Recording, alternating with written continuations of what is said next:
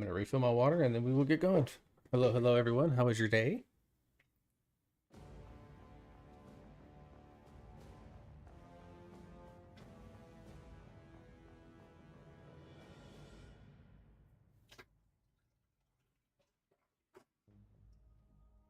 Hope everyone has had a good one so far.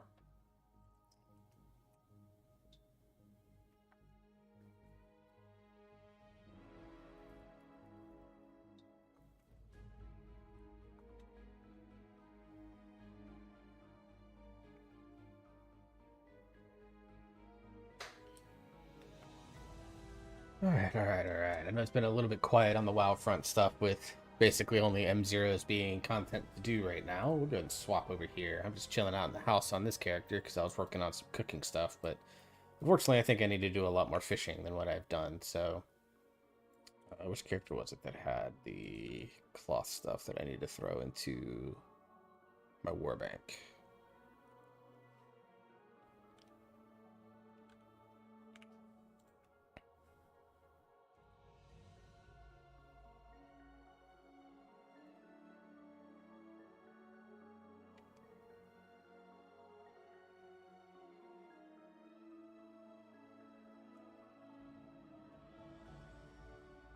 Don't remember which character it was.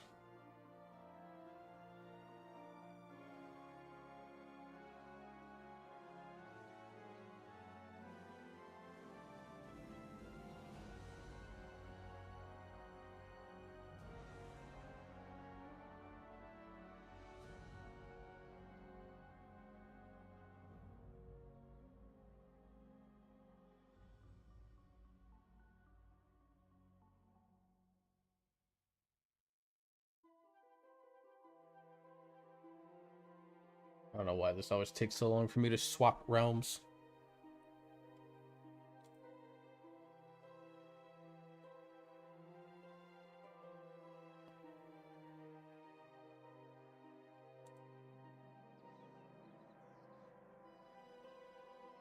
Apparently I'm the only one that's getting this, so it has to be something with like my setup. Like, hang on just a sec. Let me come back here real quick.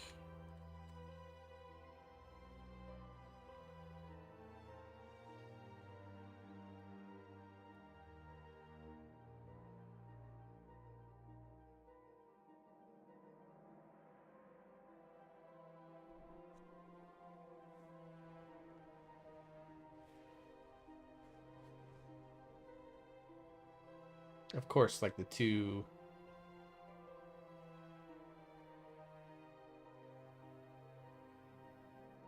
biggest things that I need for streaming are the two things taking up the most CPU power right now.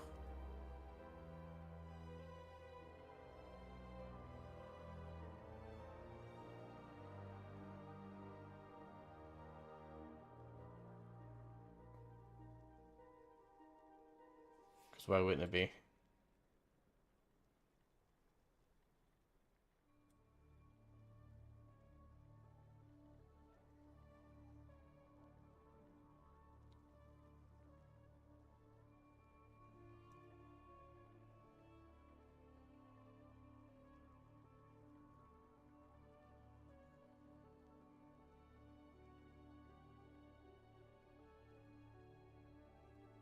Crazy. Okay.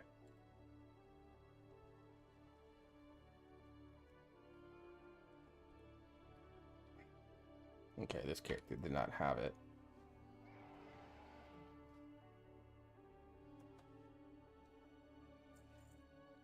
Either...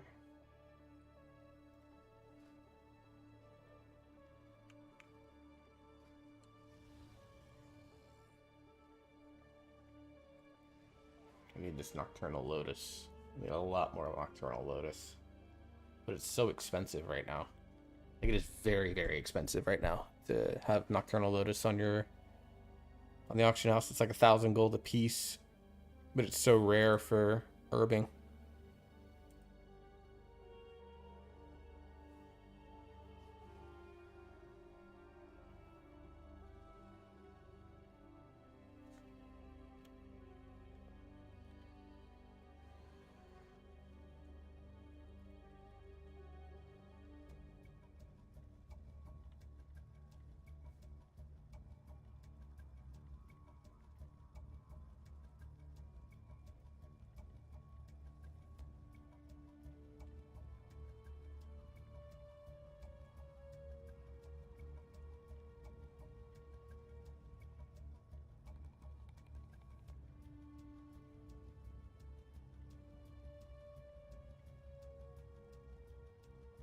I'm just curious to see if Lotus has gone down at all.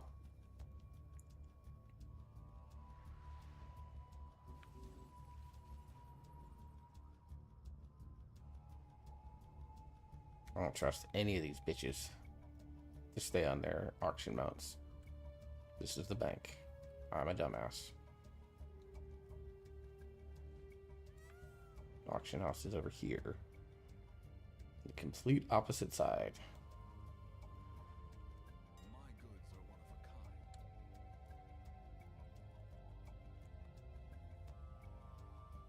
Yeah, still over 1,000 gold apiece.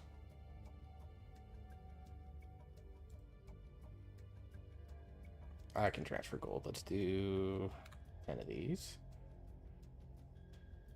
And then I need Argent Leaf. Hey, Zendi. Hi there, His Awesome Works TV. You flatter me by calling me that. Let's buy 30 of these. I'm going to destroy this character's wealth trying to get these fucking flasks made.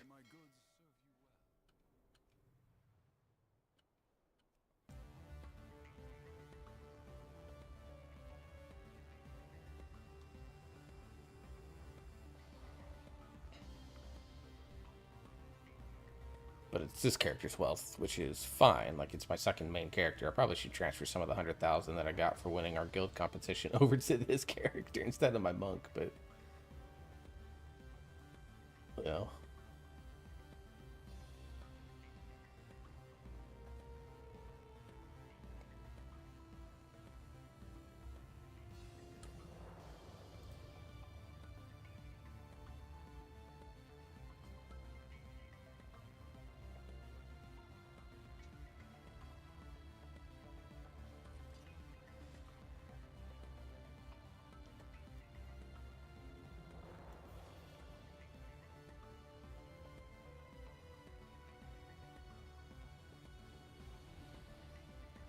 Let's see, Flask of the Magisters.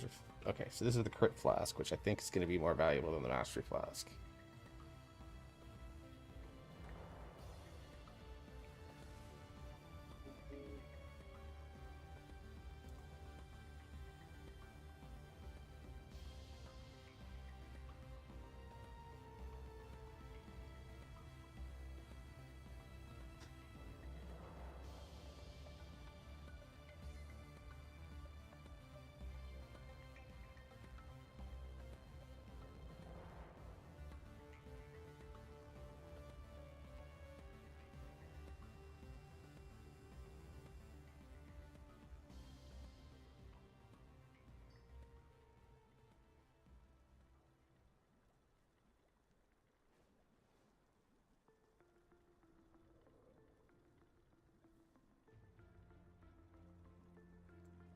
Not many of these composite floor right now, right?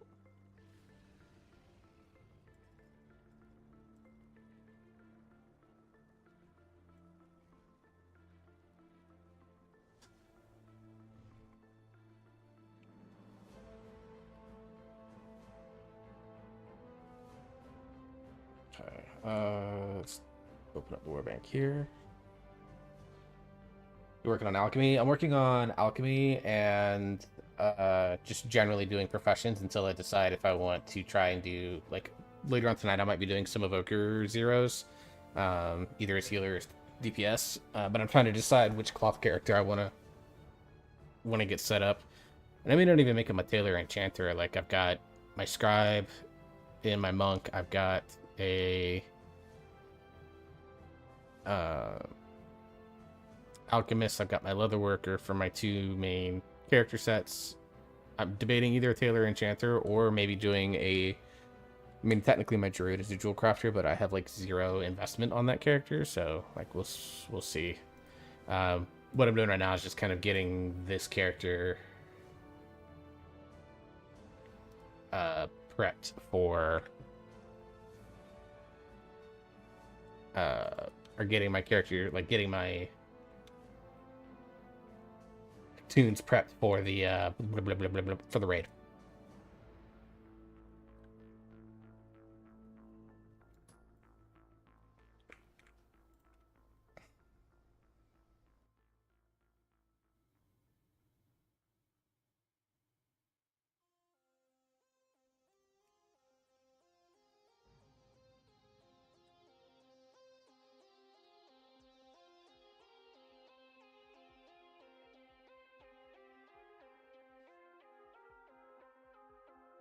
I think at this point all I gotta do is create the Herondar files and then I'll be good.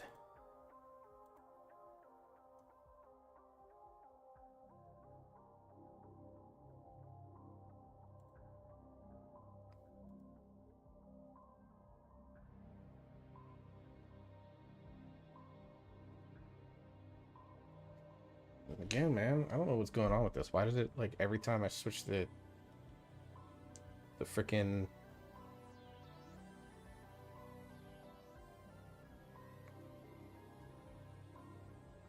realms, dude? Like, it's just wild to me.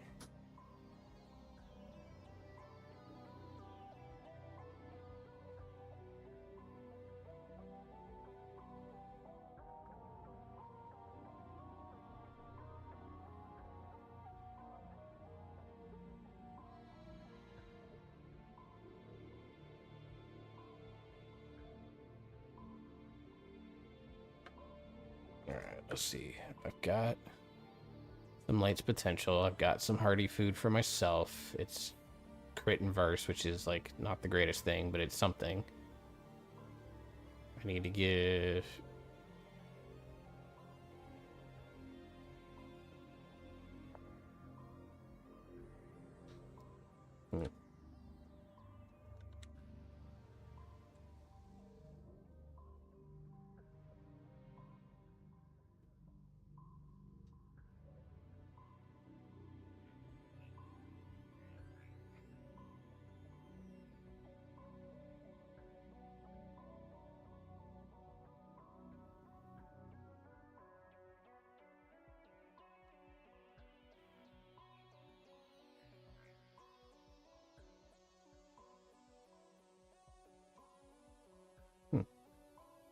Ah, that's who had it. So I gotta give that over to my alchemist.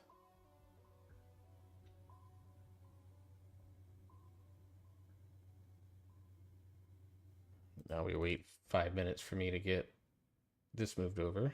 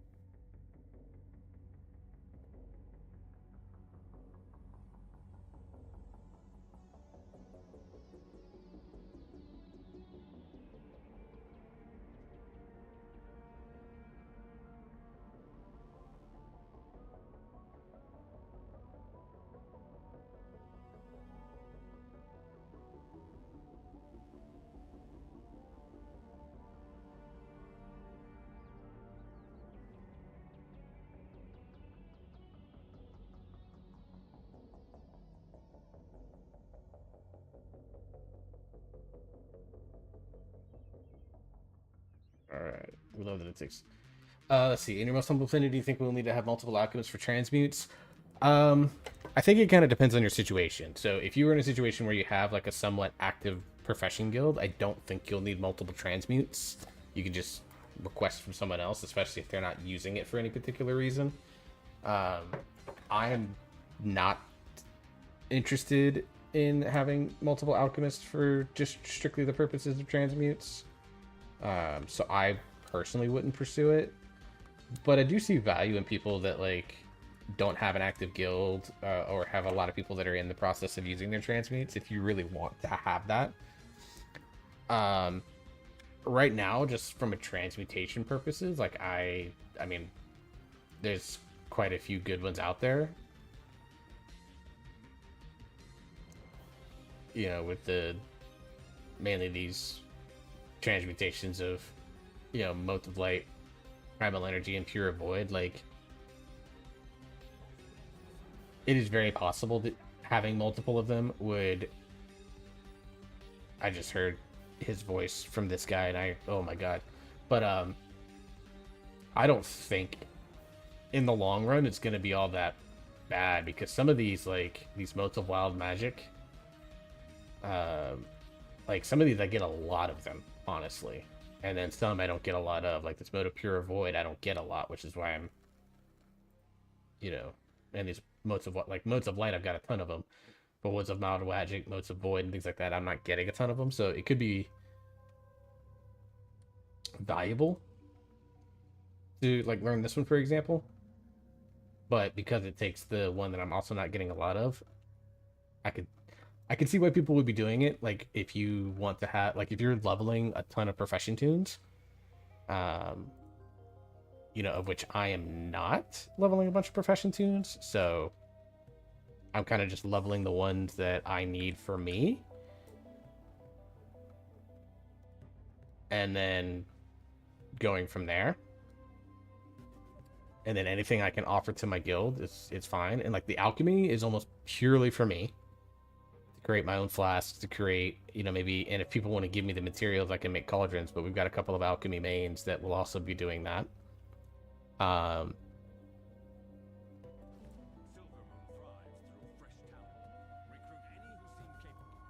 and then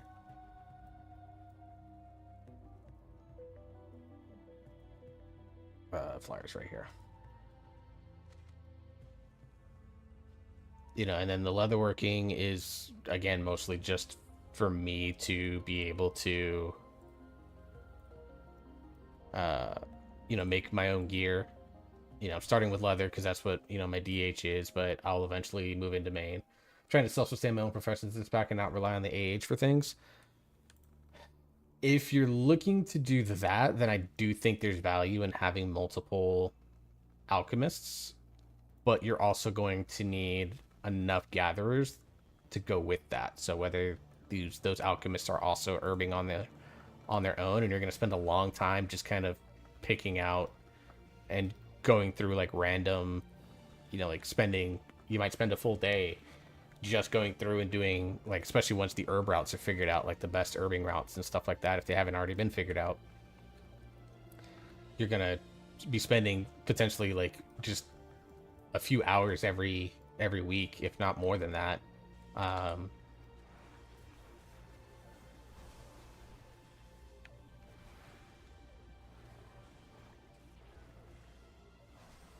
Going through and doing your routes. Now, if that's something that you enjoy, 1000% more power to you. It is not something I enjoy personally. Um, I'm more I do the gathering stuff because like when I'm out doing world stuff, it's fine. But every season, it gets to a point where world stuff just doesn't matter. And so for me, like I don't really think about that. Ooh, crit haste leech. Yeah, we're gonna turn that on. And a socket. That's like the high roll of adventurer gear. Holy crap. Um, but even for me, that gets to a point in the season where like I just kind of buy whatever I need off the auction house, because I don't like going out and grinding and just, especially for like skinning, because like I have to go out and do all of this work to um, kill mobs and then skin them and then hope I get the stuff that I need. Now I'm sure I could look it up and be more efficient about it and stuff like that, but like again, as I get them, I will do them, but I'm not actively like trying. I'll get to a point where and that's kind of why I'm never like super gold rich in WoW, is because I'll just spend a bunch of money on all the supplies that I need, and I just don't really think twice about it. The 5 tunes that I'm doing endgame things on, they are nothing but herbs or skinner, tailor to gather cloth, and enchanting to disenchant for mat. See, okay, so you have like all gatherers, and then you're going to be doing what I'm assuming is a couple of crafters for, you'll have a blacksmith, jeweler maybe, and then a leather worker, alchemist, scribe, just basically everything that you need to then send those mats over to that character and craft on.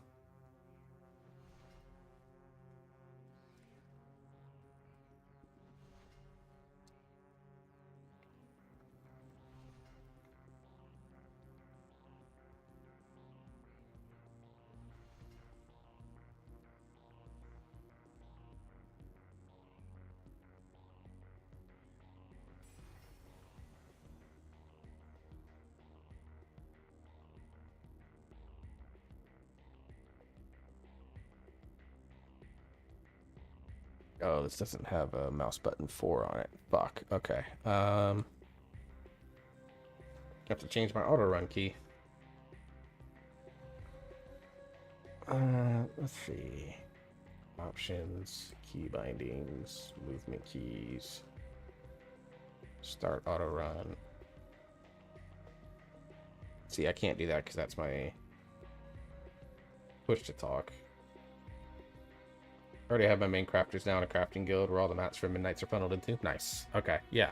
Then that makes sense. Yeah, then in your case, I'd be perfectly fine doing what you're doing.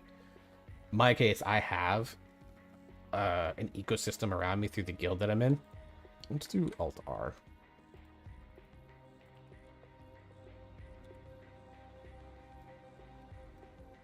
I'll have to get used to that because I'm so used to having auto run on my mouse, but this mouse has all the side buttons that I need, but it doesn't have the left and right like mouse clicks that the old mouse did.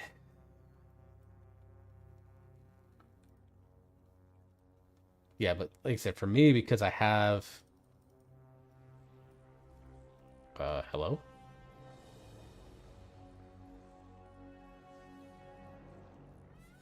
Okay, I'll just not fuck with that, I guess. Bugged Odato. But because I have the ecosystem around me, like, you know, and in some ways, it makes it so that I'm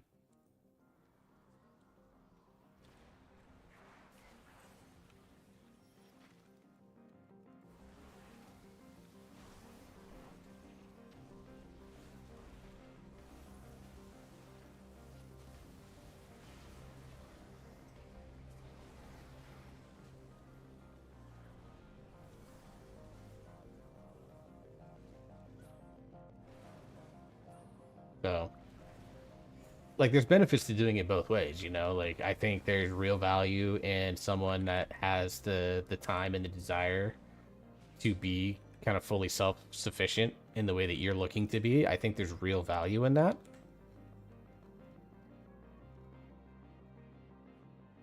And then go from there. I do have the Nat 20 guild that my Midnight Tunes are to help me with the crafting. If I need crafting things, I can do those via craft. Yeah, absolutely. Yeah. Like there's value in wanting to be fully self-sufficient. I 100% see that, and that's kind of why I invest any time into crafting at all, frankly, because I personally see value in being able to, okay, I have a gap in my gearing, say I need, you know, I'm really struggling to find some bracers that are the right ones. I can just make the bracers. Now right now I decided to go the belt boots route, but like that's an example of what I'm talking about, you know. But to me, that's like my investment in the system. Like, I'm not someone that's trying to be like this big entrepreneur. And wow, if I wanted to be a giant entrepreneur, I'd be starting my own business. Which, I mean, in a way, as a content creator, I'm kind of trying to do that. But because I don't make any money off of this shit yet, I don't really have an official LLC that I kind of work through yet. So I just kind of vibe right now with it. But, you know, but like, if I wanted to be an entrepreneur, I'd do it in my real life. That way I could, you know, make tangible money off of it rather than WoW Gold, which ultimately to me, like, means nothing. You know, it's an in-game currency that there's Blizzard is trying to do, has legitimately been trying to do a good job of putting in as many gold sinks as possible, where there's things that will cost, you know, hundreds of thousands of gold, and it's like super niche cosmetic items that some players, you know, it'll push them to aspire to make the gold. Like I still probably could buy the transmog mount, for example, and go there, but like I can also save me, you know, 300,000 gold and instead just spend the extra few minutes going to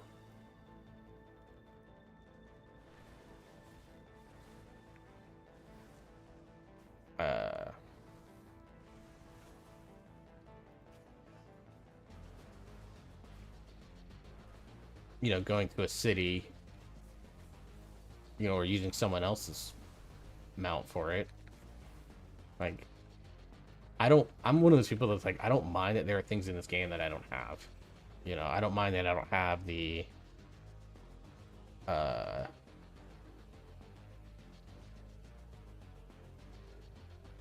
that I don't have the,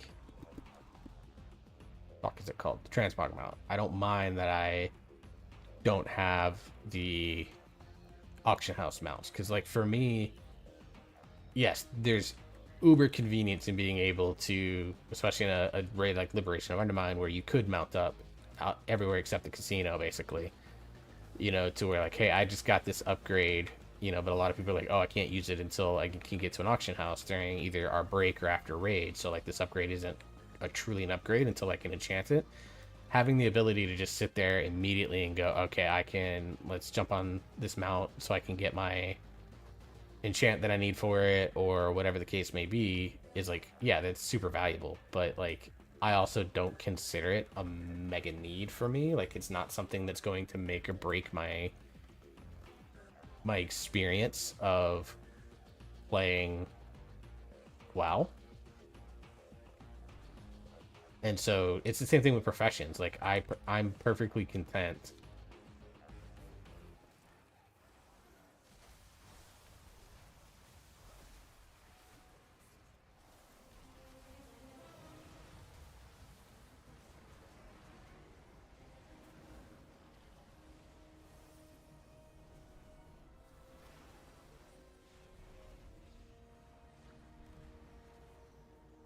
Like, I am perfectly content, you know, spending a little extra of my time in order to save, IRL money in the case of the Brutosaurs, or, uh,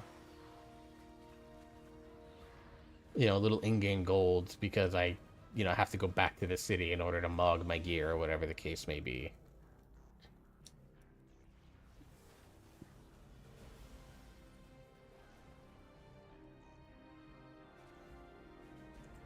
So a lot of it just kind of depends on, like, what you want to get out of the game. I think with the goals that you want to have, I think, again, going back to the original question, yeah, I think there's real value in you having multiple alchemists for the, where you just rotate, where you specialize in a transmute on one of them. Like, one will always be your primal energy transmutes, or the other one will be, XYZ, ABC, whatever, whatever case it may be.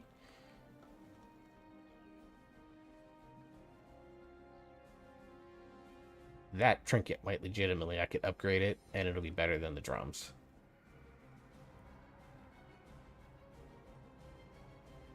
Actually, no. It'd be better than the full 240. Maybe. Huh. Might be better than the drums, because I need the haste badly right now, because I'm only at 11%. But I don't have a lot of crit either. I have way too much verse on this tune.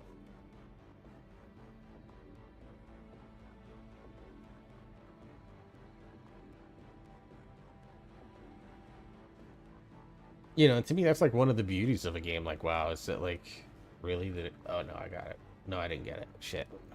Went away. Is that there are, like, a bunch of different ways to play the game, and a bunch of different ways to approach how you want to have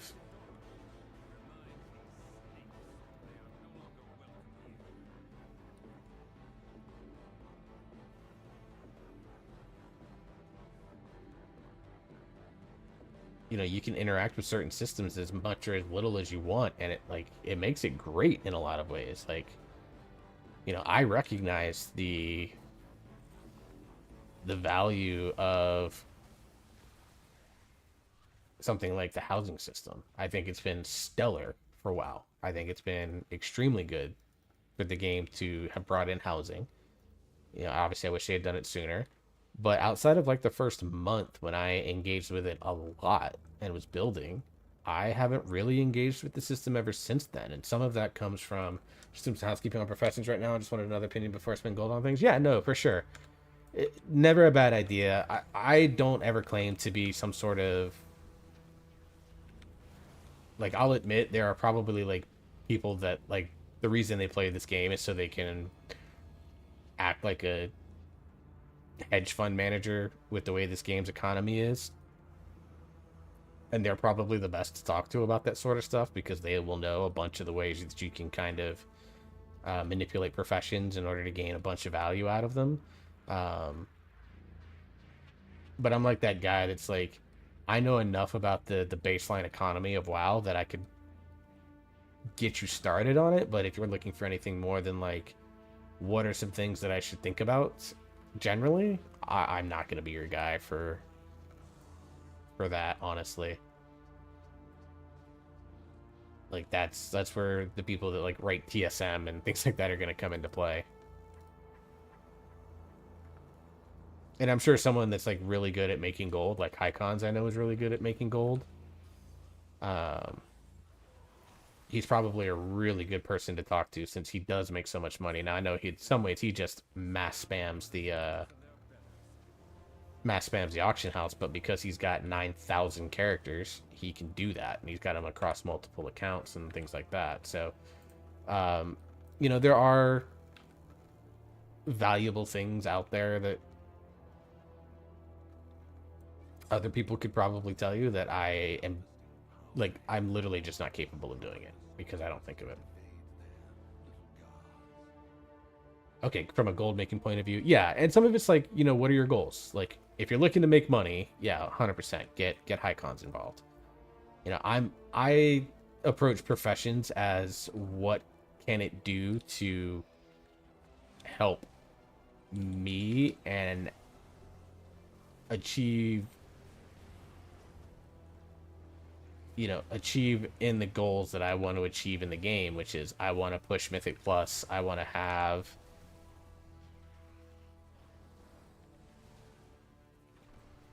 you know I want to have good raid experience. I want to push as far as I can into the raid with my guild and stuff like that. So everything that I do when it comes to almost anything else in the game is through that lens. But I also like recognize that there's like real value in people that if you're looking at it from a gold perspective. General efficiency, I would still probably talk to some profession people and be like, look, I want to be fully self-sustained. This is kind of what I'm aiming for. Am I on the right path? And I'm sure there's someone that has that same goal that could be like, that has achieved that goal, that has gone there. It's no different than me asking other streamers, like, hey, what do you use for setups? Like, what do you use for even little things like, hey, what are some things that you do to engage with your community? Like, I need to activate stream avatars, I think, on my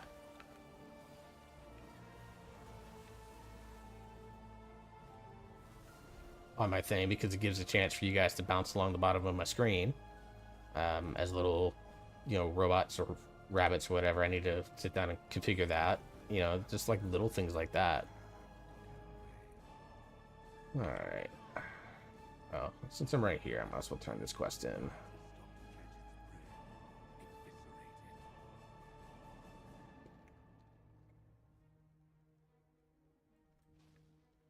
I have for a long time now, I kind of understand like what my quote unquote place in the game is. Like, what is the niche that I fill? Unfortunately, it's a very dense niche. There's a lot of people that enjoy the game for the same reasons that I enjoy the game, which is class gameplay, and really want to focus on that, and Mythic Plus and stuff like that.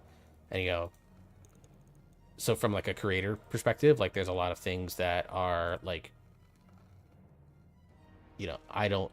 I have to like stand out in a way that's very different, which is why I do a lot of work tailoring my content to like my guides. They're always tailored toward new people, and it's always hilarious to me that there are people that will always come into my guide videos and be like, well, why didn't you mention this, this, this, this, and this, and this, and this? And I'm like, especially when classes were, like last expansion when I did monk guides, people were like, oh, what about this interaction? And I'm saying, I don't really care about that interaction because that's an advanced level tip and trick that until you gain a certain level of comfort with playing, say, Windwalker Monk, for example, because this happened a lot in my Windwalker Monk guides.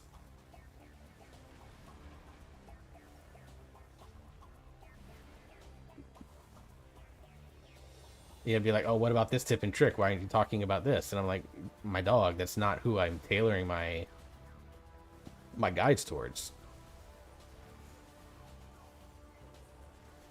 You know, like if you're legitimately looking for like a high level Windwalker guide, I'm not the creator for you. You want to go watch a video from a person like Babylonius, who's the main theory crafter, the guide writer, and the most respected name in the Windwalker community when it comes to just general knowledge of the spec and the breakdowns and stuff like that. Please go watch his guy. Or J Funk, who's also a high level Windwalker raider and stuff like that. Like those are the guys I would encourage you to go watch. But if you're someone that's like, you know, Windwalker sounds really fun, I want to play Windwalker this patch, but I've never really sat down and played Windwalker. Like, what do I need to look for? Like, how do I get started? And that's where I feel like I step in and do really good work. And that's kind of the niche that I want to fill.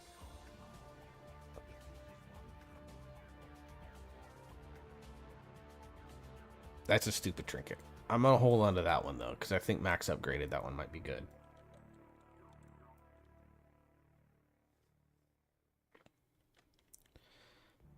You know, the niche that I try to fill is the one that says, I've never played this spec or class before.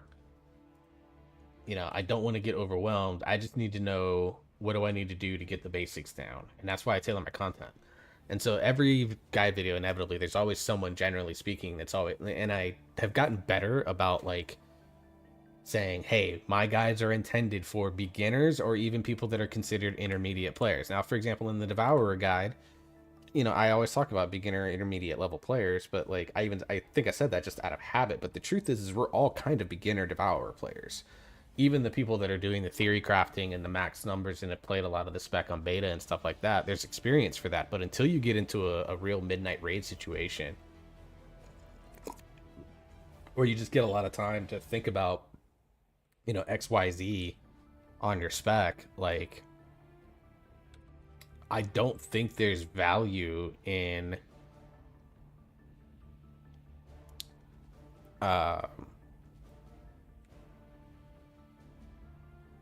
calling anyone an advanced Devourer DH player. Like, it just doesn't exist. There are people that think about the spec a lot. I'm one of those.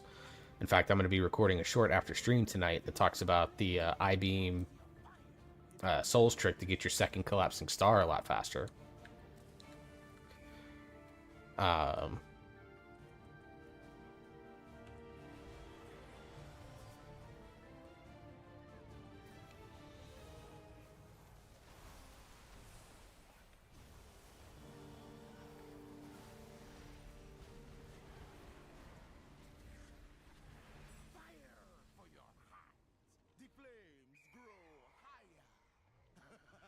But at the same time, like,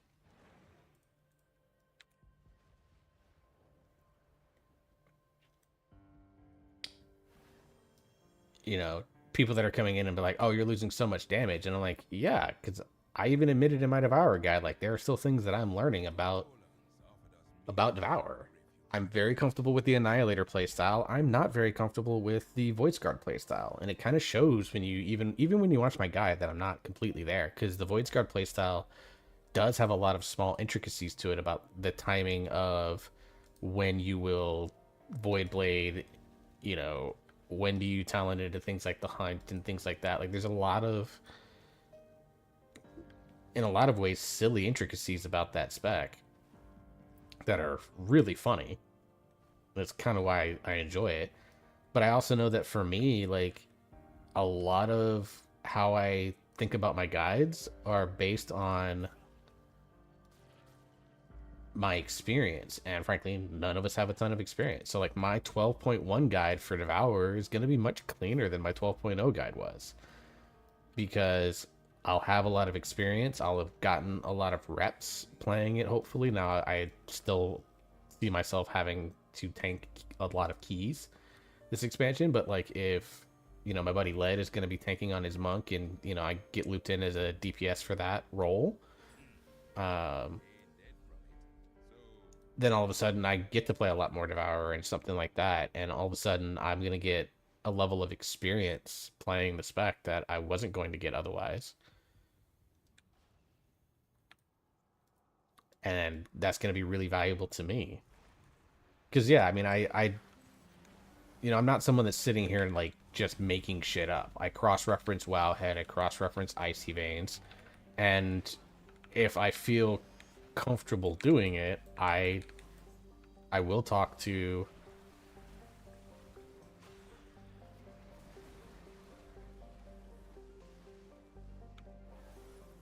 you know like the class Discord. Now for Demon Hunter, I generally avoid it, although I did reach out to Jericho. Not Jericho. God, what's his name? I forget his name off the top of my head. But I did reach out to the guy that does the Wowhead and the Icy Veins guides. I reached out to both of them and said, hey, when we talk about this, what do we mean by that? Like, I got some terminology clearance and stuff like that. But most of my other stuff is just stuff that I've either, like, messed around with on my own, or are just things that it's like, this makes sense for this spec to want to do that. Like, our mastery is cosmic damage, for example, on Devourer. It's just increased cosmic damage. And then all of your abilities, like quite literally every single one of your abilities does cosmic damage. It's just an easy conclusion to draw that mastery is going to be one of your best stats. Now, is it going to be the best stat or the second best secondary stat? That's ultimately kind of irrelevant. People always are like, oh, do I need more crit than mastery, or do I need more, like for Devourer, people are like, oh, do I need more mastery than haste? And the answer is, like, you kind of take both, dog. Like, you just want haste mastery pieces. Like, that's the goal, you know?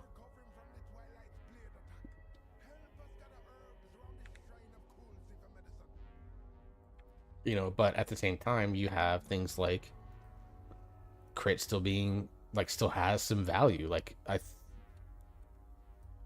it was easy to draw the conclusion. Like, I didn't need to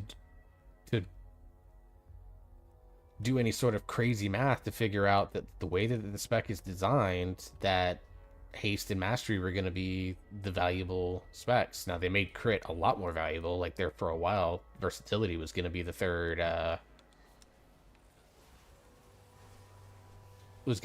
stat, honestly, because crit had almost no use. And then they changed the way that the Apex talent works, which I think was huge for the purposes of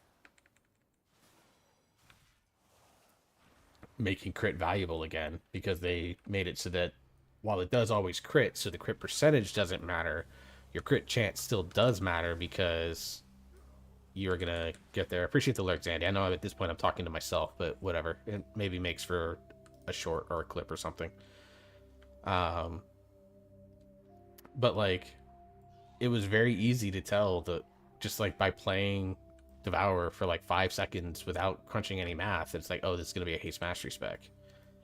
Because they added in things like extra crit damage and always crit Devouring Star or Collapsing Star through your Apex talents.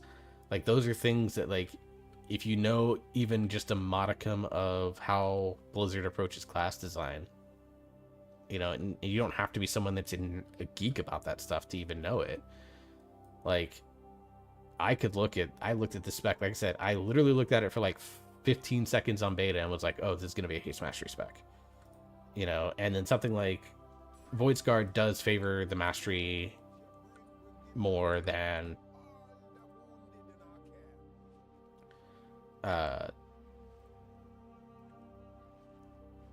mastery does become a little bit more valuable when things like Void Blade exist that aren't a hasted cooldown, so the extra haste there doesn't matter. It's not that haste doesn't matter, obviously, for Void Scar, because we still value it very highly. But for the most part, like, we just kind of roll with the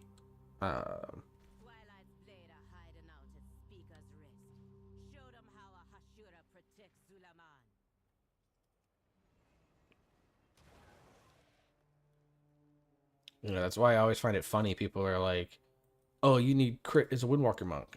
Not really. Because there's a lot of crit built into into the kit and shit like that. Like, you don't need... I can't help you guys. Sorry, boys. Like, you don't need a lot of... Like, it doesn't take a genius to realize that...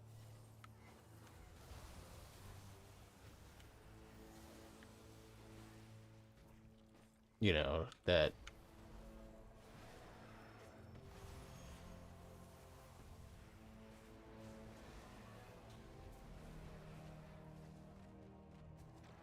That was awkward.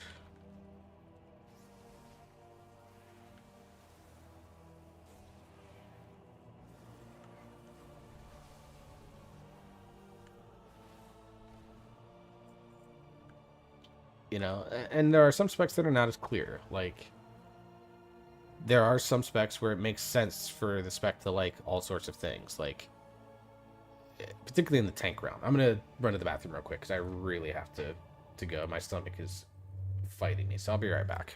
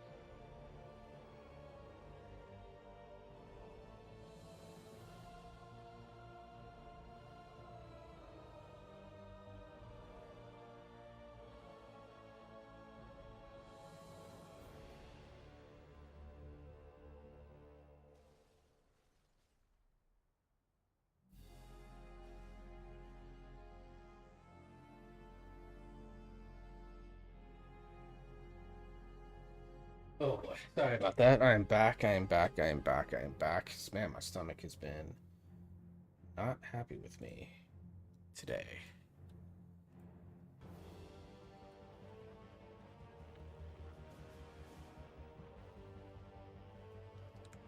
I think there's just a lot of stress right now in my life. I kind of said it in the dungeon dojo, like I didn't sleep at all last night, so I know that's playing a part in some things.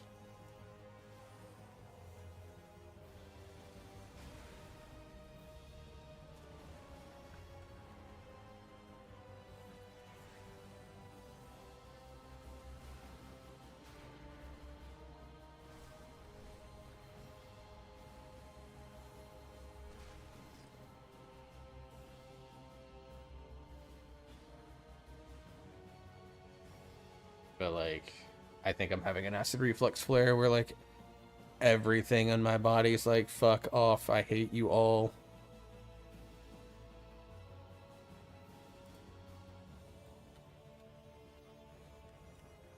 Speaking of, I need to take my meds for the day.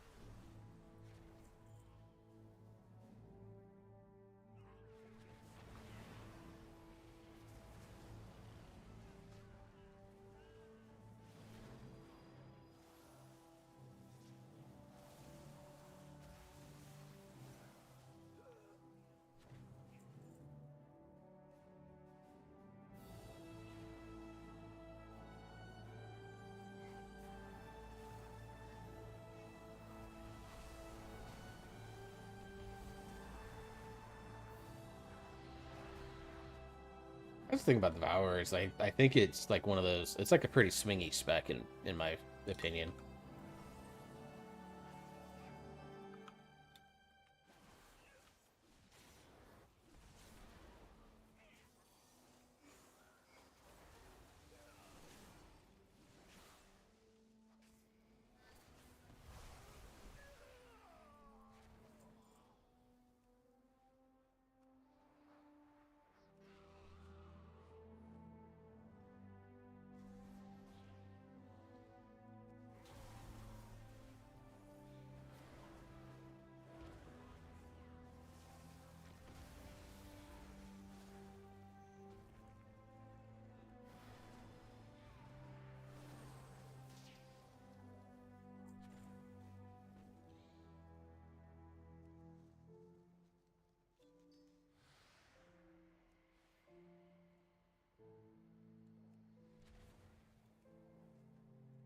Really, game?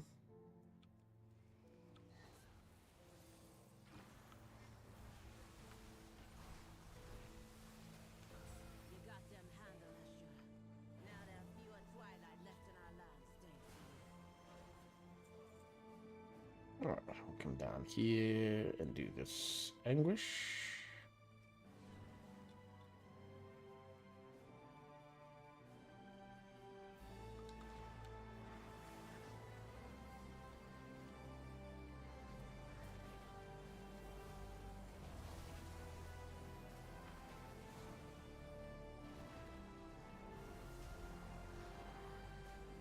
Ooh, enough. And now we go do our Hunt World quest.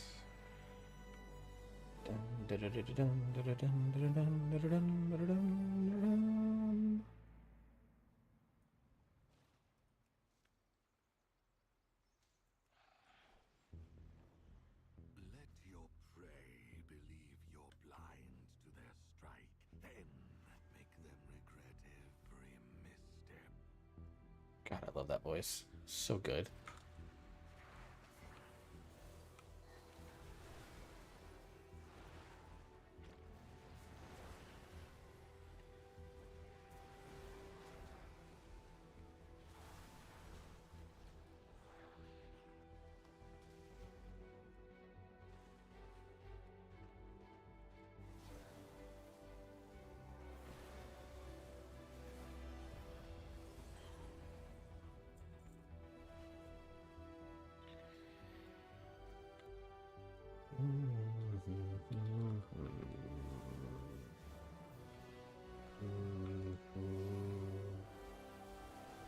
dude, Mass Effect music's so good. Also, I think it's one of the only official game soundtracks that doesn't, like, bonk my channel.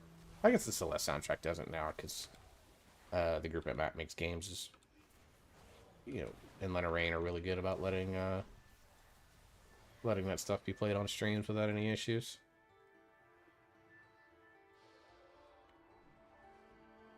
I need big gathering, not solo mobs, or any...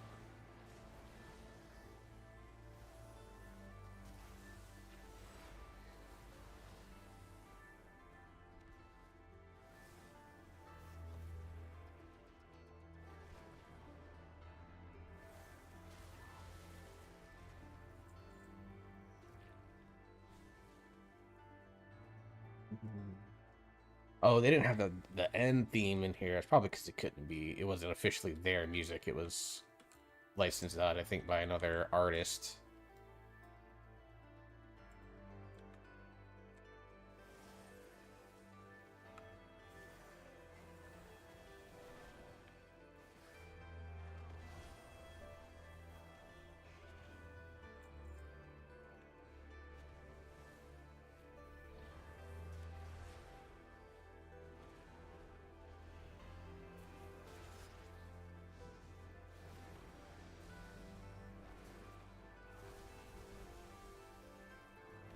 Help with blood DK out.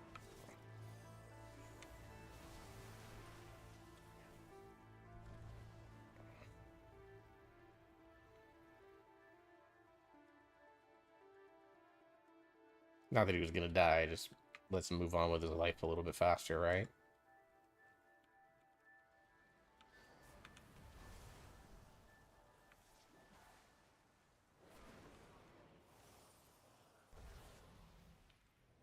I like how you can lacerate me from like 30 yards away.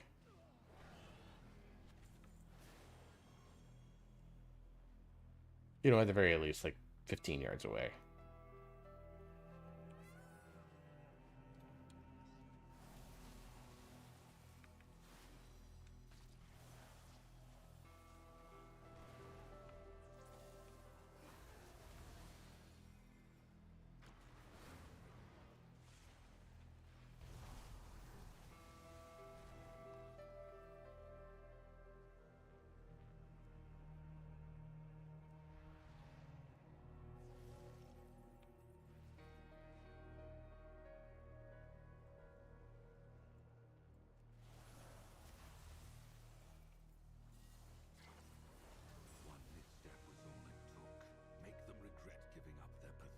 And then he's over here, like every prey in the zone is. They all hang out over here.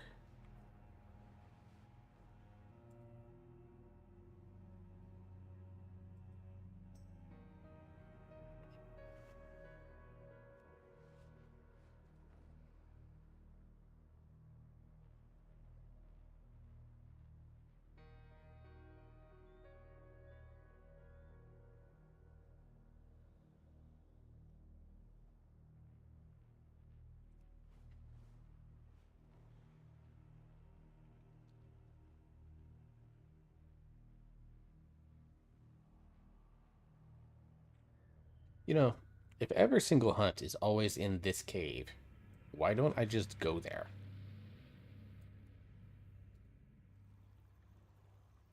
Oh, I have a verse flask on, which is why I'm getting all this extra versatility. That makes so much more sense.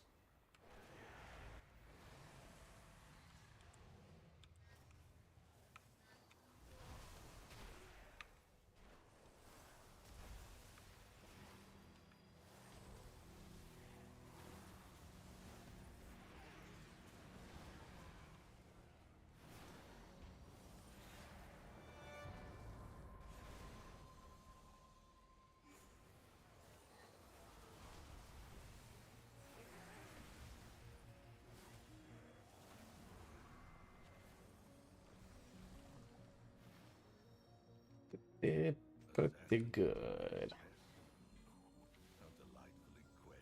Yeah, fine ring upgrade. It's whatever.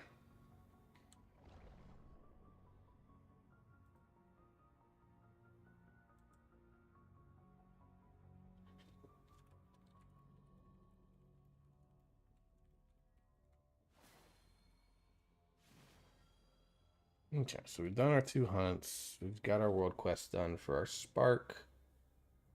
I think on this character I'm gonna make a crit haste staff. So I'll need 4 of these damn things. I think I only have 3. No, I probably even have less actually. Now that I think about it, because I haven't done the world tour on this character yet.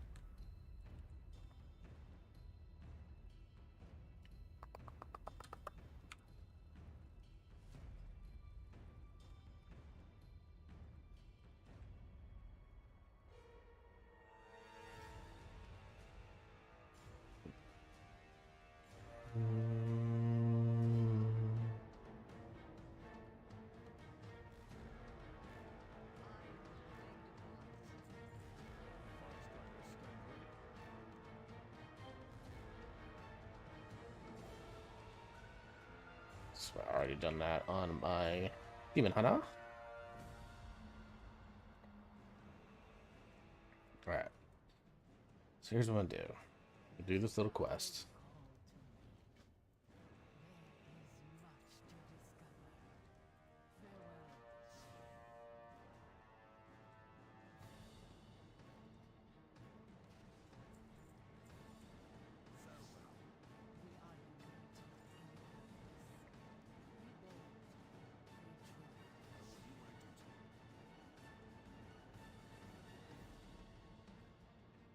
Hey, Bubbles. Long time no see. How have you been?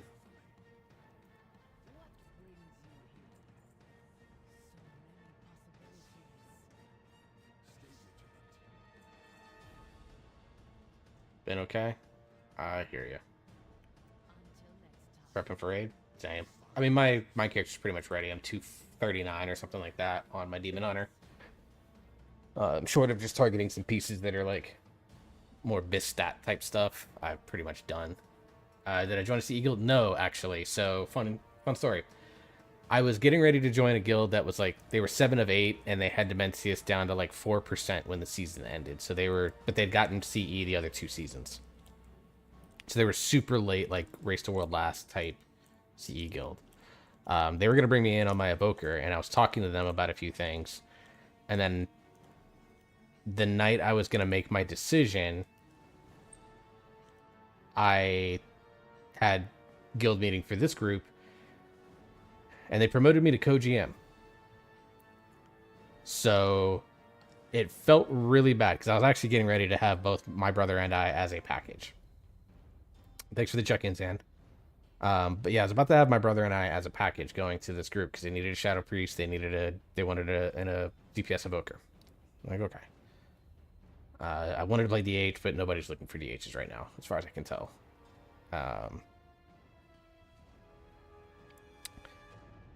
But since my guild promoted me to co-GM, it felt really shitty to get promoted and then at the end of the meeting be like, yo guys, by the way, I'm out. So what my brother and I have decided to do is we are going to we're just going to roll with this group for this season, and it gives us a chance to pump some numbers.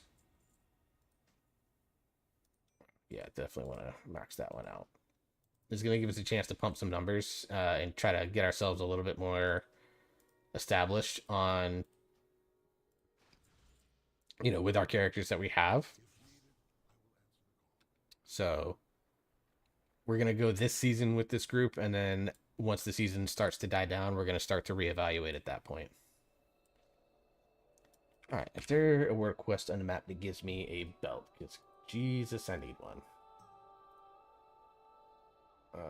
Nope. Oak. Yeah, yeah, he's our Shadow Priest. He's been a long time Shadow Priest, but he's like a cloth flex. Like he's played a lot of Warlock.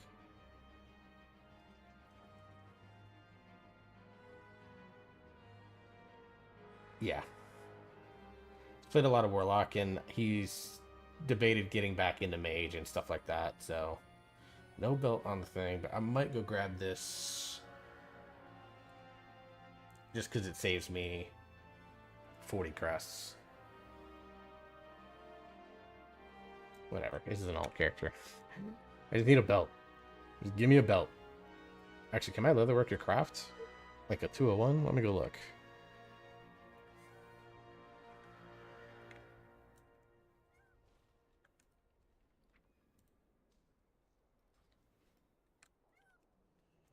We need demon hunters. Can't find any who are just gigabad rerollers.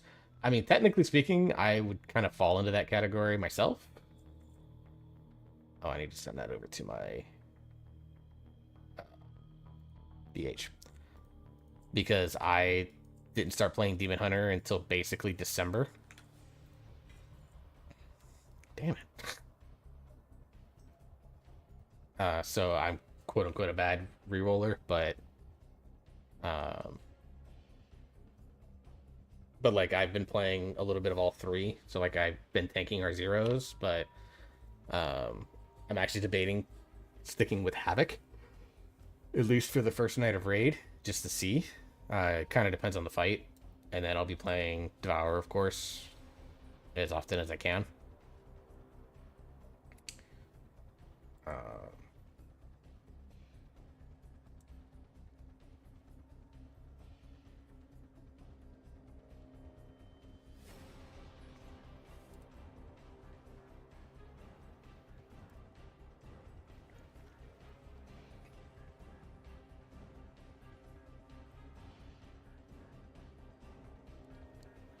Havoc is, I think, for uh,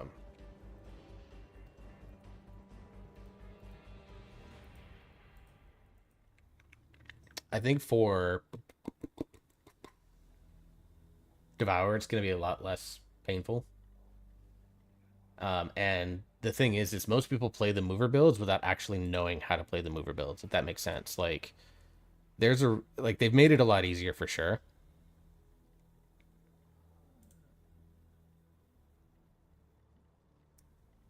You know, because they took away well, it's still there, but they've incorporated things like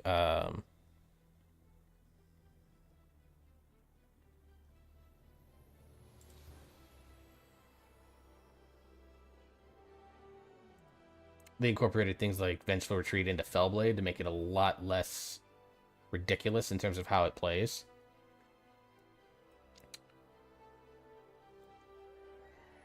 So there's that. Let me run over to the bank. I need to talk to this woman, get her to turn all this ish off.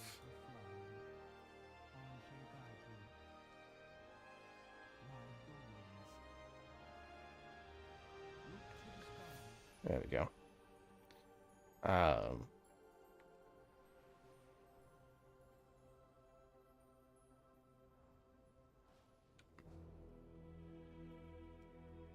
But yeah, most Havoc Demon Hunters definitely have a certain level of struggle, I would say, with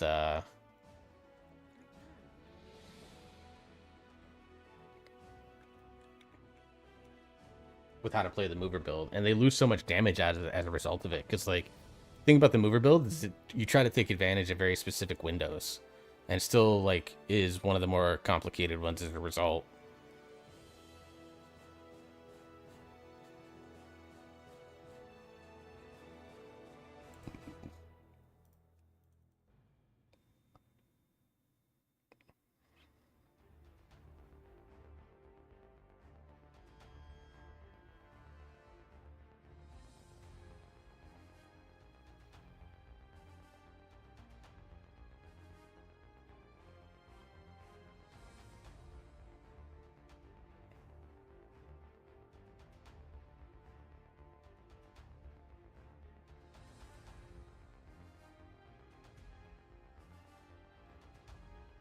This is just a hard raid spec.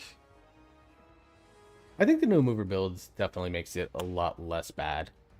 And if the no mover build is within like 2 to 3% in like peak gameplay terms, like in a sim setup to the mover gameplay, the practical DPS gain of just playing no mover is probably going to equalize out when you consider most people don't know how to play the mover build to its maximum potential. I admit I don't. I would have to spend a long time at the target dummies.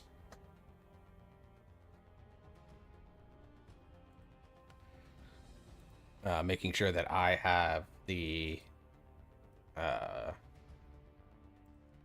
the pattern down, and then that doesn't even account for what raid spec or something like that, you know, or raid mechanics and things like that. So like, there's just a lot of unknowns with the mover build that, unless you have a ton of reps on it, it's one of those things that's like really tough to kind of justify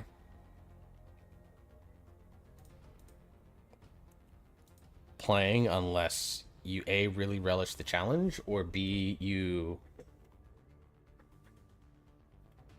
are just super, super, super experienced.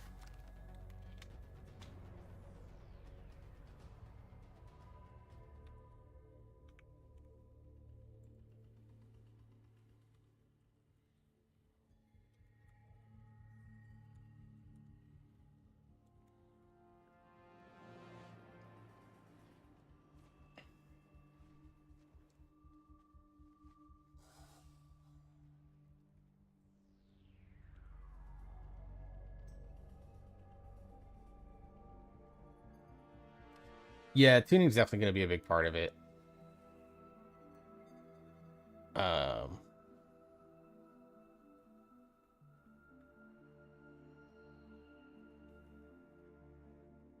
and we'll go. Yeah, Devour is looking strong. I think the things that I'm suggesting to people when it comes to Devour, honestly, is going to be, um, if you aren't comfortable playing the melee build, like you have to put your reps on it to know your timings on. I am losing my mind. Where the fuck is the bank? I'm just drawing a blank.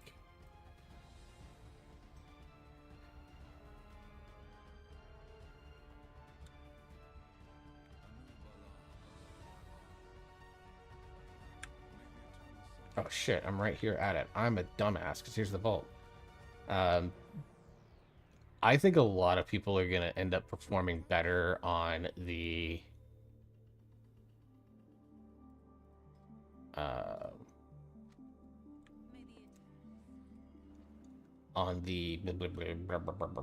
Devour caster spec, the Annihilator build, than they will the Scarred build, even though the Scarred build, in theory, is a lot better in terms of DPS, again, in a maximum sim scenario. I'm probably going to start by playing the Annihilator build just because it is the one that I'm more comfortable with, because that's what we played in pre-patch, and that's what I got my reps on.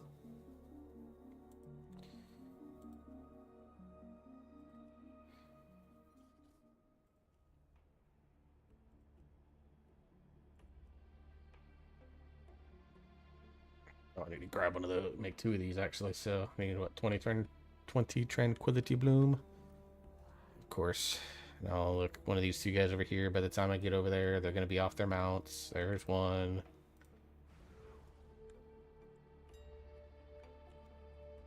Tranquility Bloom. Let's just do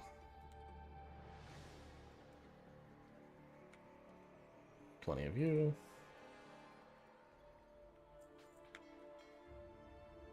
And I think for early progression, actually, it's going to be better to play the caster build because it does, generally speaking, have more safety developed into it.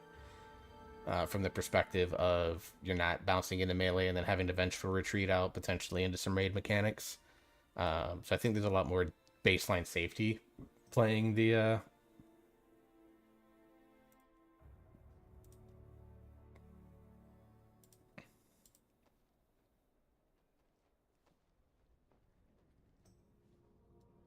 okay, let me go throw these in my war bank so that I can get these for my 2 herbalist characters.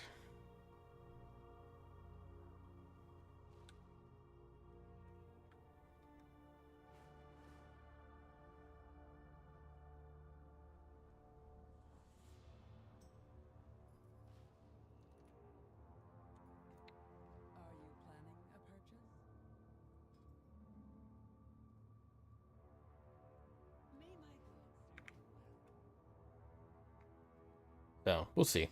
There's a lot of unknowns still. I'm gonna start by playing Annihilator and just going with it, and then if I decide to even stick with the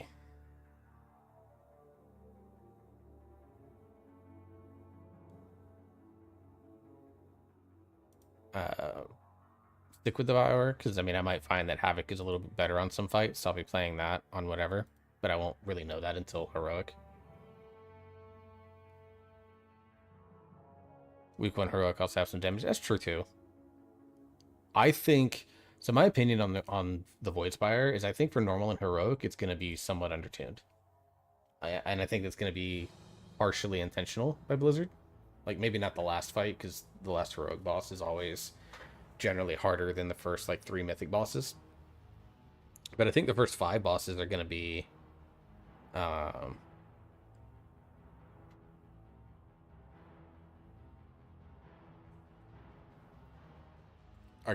pretty like simple for like guilds that get like week 1 AOTCs or get even week 2 to week 3 AOTCs. I think those guilds will burn through the Void Spire pretty quickly, which means they'll get to the one boss raid that has that insane trinket on it pretty quickly as well.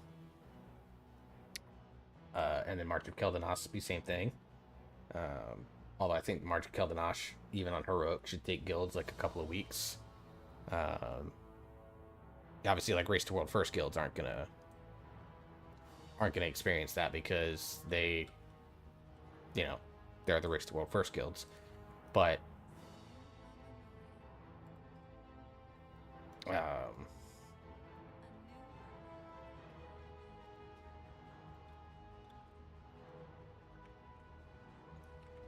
my gut just tells me that this raid's going to be undertuned, especially the Void Spire. I don't think maybe the other two, maybe not so much, but I think the Void Spire, for sure, the first 4 bosses, even on heroic, I think are going to be somewhat undertuned and are going to be pretty easy, comparatively speaking. I think we also understand just how bad our gear is. Yeah, but the thing is like normal drops 246 to start, and I think the end boss drops like 256.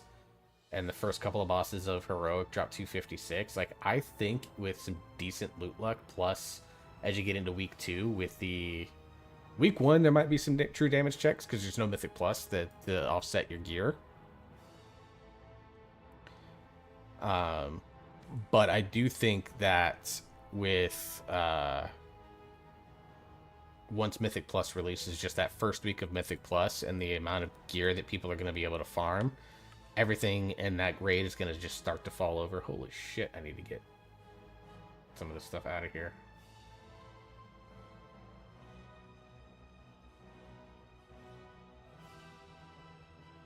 Damn.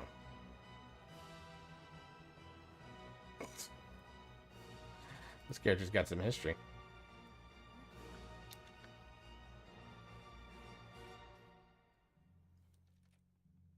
Oh, let me do the inky black potions, and then I'm going to put these items in here as well.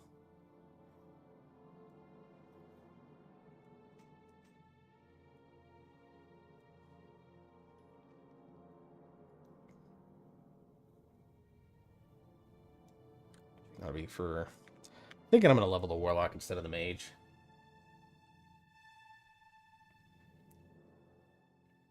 But let me check my Demon Hunter. I meant to do this to see if I could make a belt for the Evoker.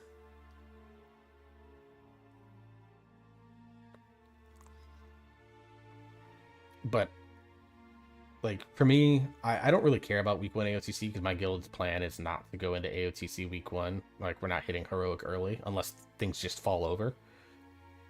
We're not going to hit heroic until week 2 or week 3 at the earliest because that's just our plan and schedule. We kind of understand where we're at with people and stuff like that.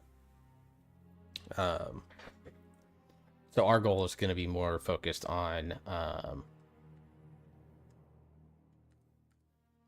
okay, that's how I know caps lock is on. So for me, I'm more just thinking about like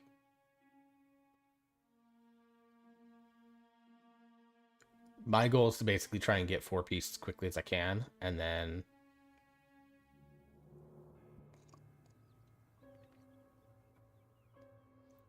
start to target the items that I really need, which are going to be the Warglaive off the last boss of Marching Keldanas, and uh, the trinket off of the boss in the one boss raid. Like, those are the 2 main items that I'm going to see myself chasing, because those are universally good across all 3 specs that I play. So I literally don't lose anything going after them.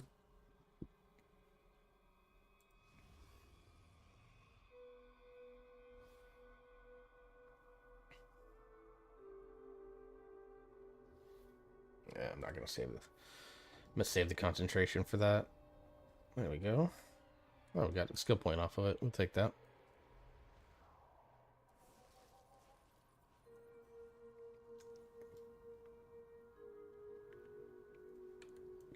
Because, like, my goal is if I can find someone to... If I could find that, like, steady group to do keys with steadily, like, I want to get, I think, 33, I think is very possible this season. And then I want to get 3k on all the specs on this character and this character. So...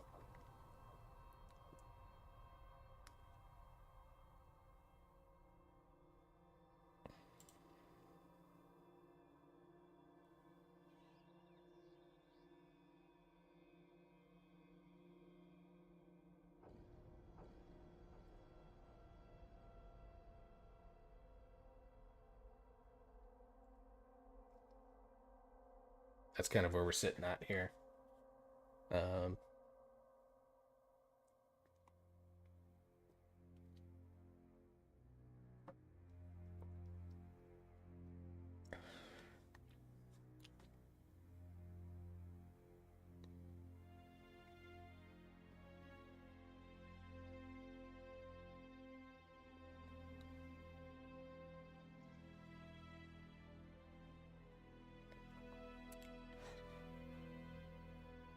So we'll see. I don't really, like, make gear lists anymore, just because, like, the quote-unquote best gear is,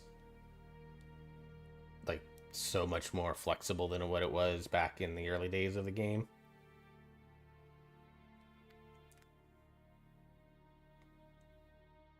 Yeah, because back in the early days, you just wanted all 8 of your tier slots, because you had the 2, 4, 8 pieces, right? And then... But here, like, the most important thing really are your weapons and your trinkets.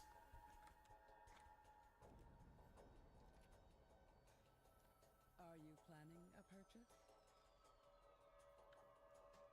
Return when you need more. Okay, 228 on this character. Pretty good. 408 crit, 600 haste. Dude, this character's kind of better optimized for its shenanigan bullshit than my DH is. My DH is, like, somewhat optimized for Havoc, but is not optimized for looks like might be another title for me this season if Ardruid Mage Devourer is meta.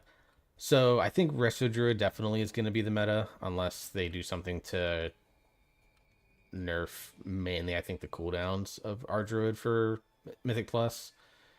And with damage being a lot more rot based, it's going to be, I think, a lot better in that regard.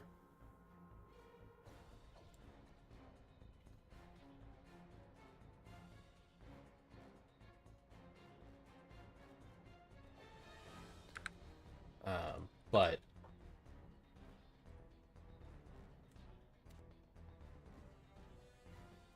Devour, I don't know if it's actually going to be meta or not.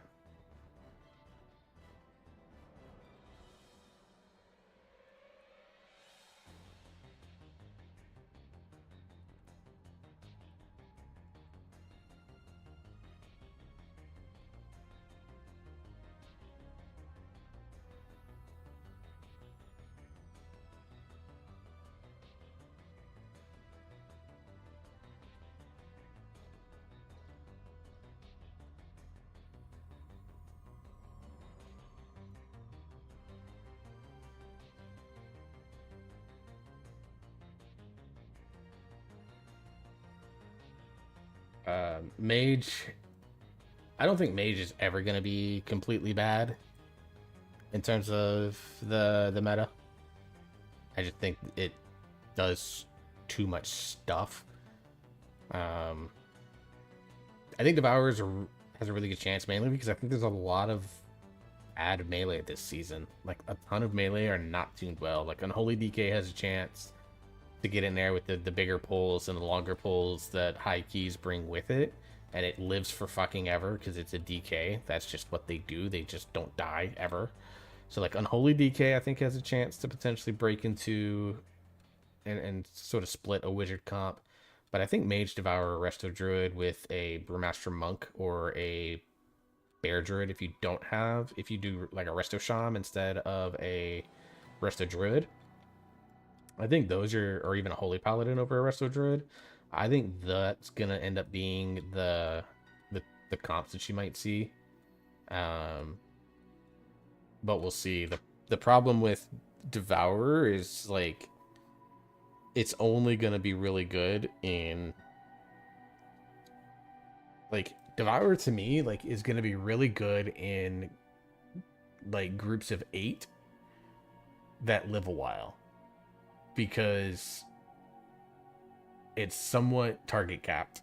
I mean, it has, like, the square root stuff on Void Ray, but Void Ray is also, like, pretty narrow. Collapsing Star, I think, does reduce damage beyond 8 targets.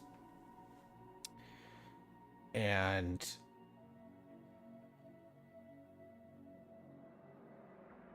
so, like, there is a possibility that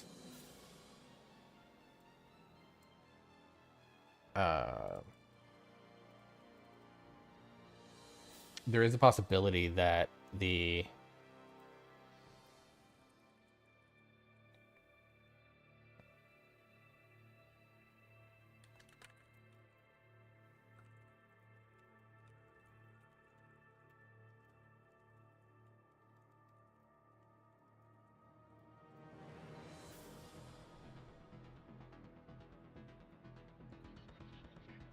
oh shit.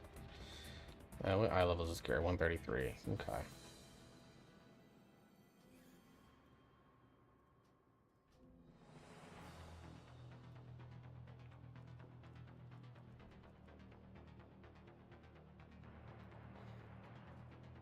Actually, let me do this real quick. Let me remove all of these favorites.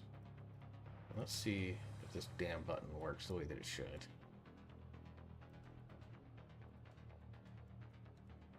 Oh, good. Now I can just cycle through all of my mounts. Great. Let's hit the...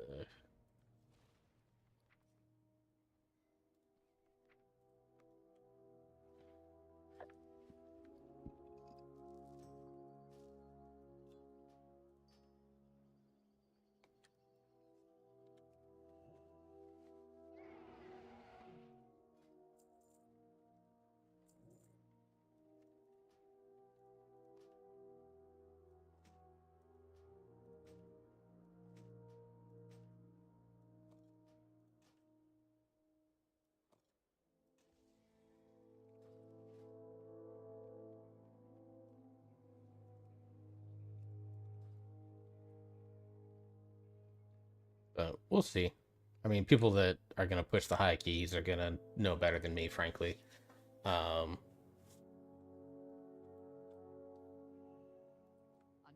Shala. Fight well.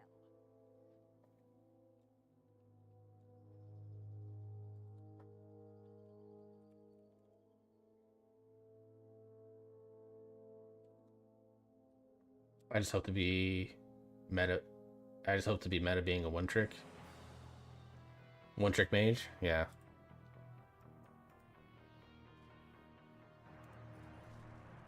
Champion, I found a way into the storm, but getting there will be difficult. Come with an open mind. Using a relic of the void to breach the storm sounds risky, I reckon. I can't think of the last time that I played a class that was meta in the season For the only way to as, like, my main, when I was, like, active in the season. Because, like, I played Warrior mostly for Season 3 of The War Within. That was not meta. I played Monk in Season 2, Monk and Evoker in Season 2. That was not meta.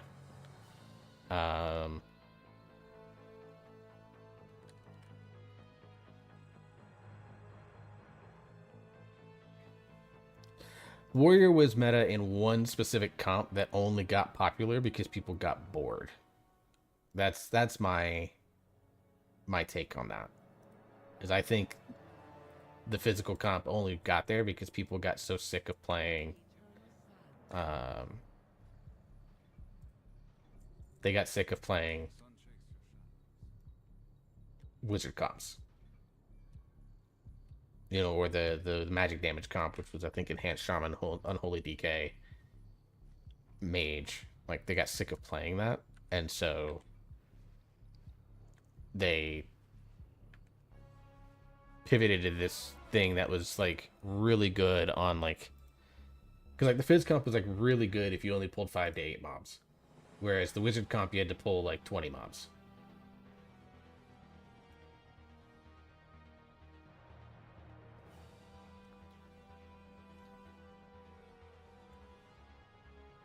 And if you didn't pull, 20, 30 mobs, it didn't matter what you did, frankly. With that comp. They were okay in single target, but they were...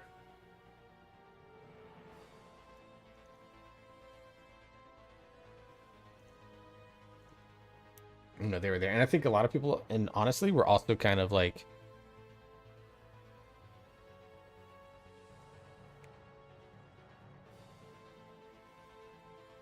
It was also like one of those situations where like I think people got tired of playing Vengeance for like, what, 4 out of 5 seasons?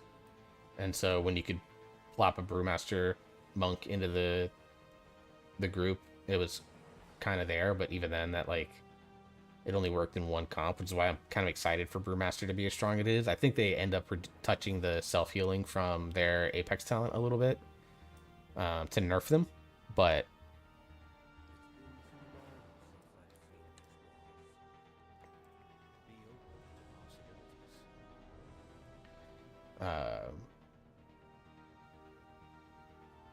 we'll see.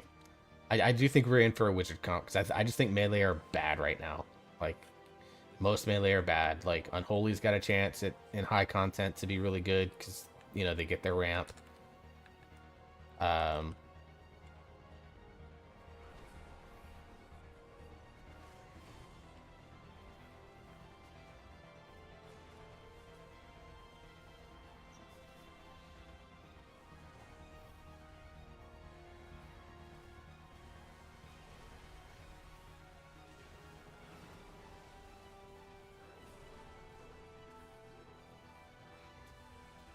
Do I not have implosion on the bars?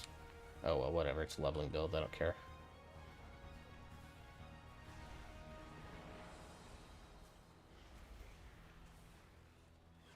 You were warned, Umbrick.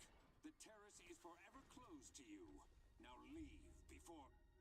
Of course he left a message for me. I'm afraid you'll have to incapacitate the guards.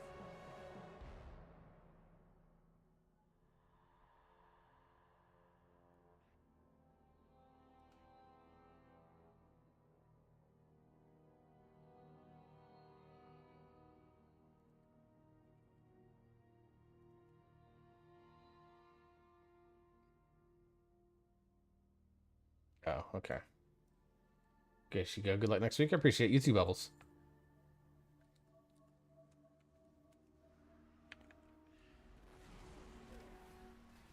It'll happen. I don't know exactly when, but it'll happen.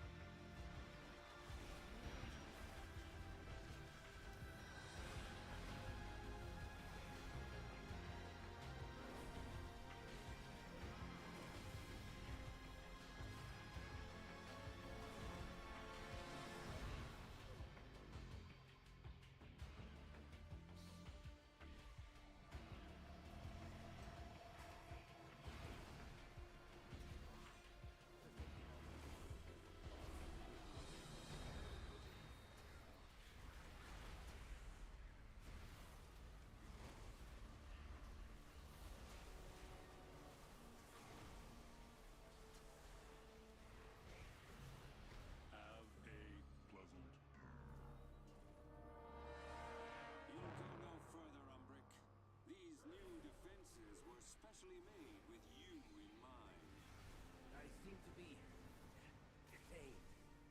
The construct ahead is heightening Ramath's spellwork. Destroy it. Comes this guy pulling that boss. He's gonna pull it. But he's a nitwit.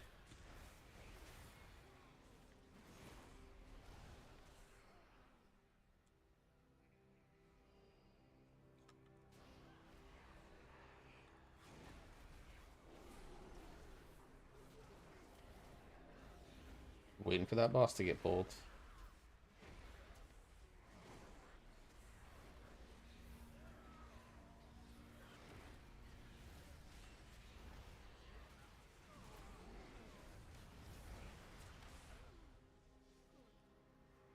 All students must follow policy. Policy demands compliance.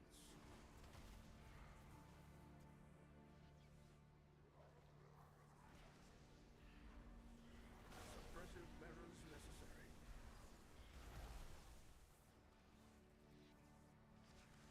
Please remain still. Policy demands compliance.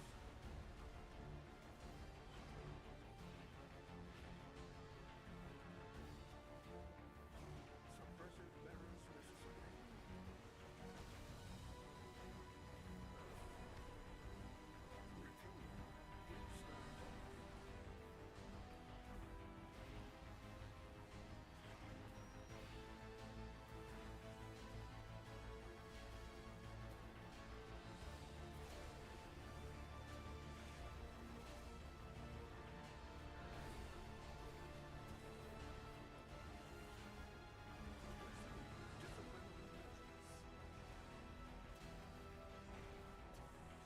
Policy demands compliance.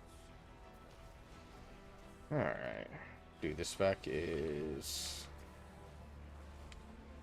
still as good as I want it to be. I love this spec, man. So good. So fun. A crude solution, but effective. The cynosure should be just ahead.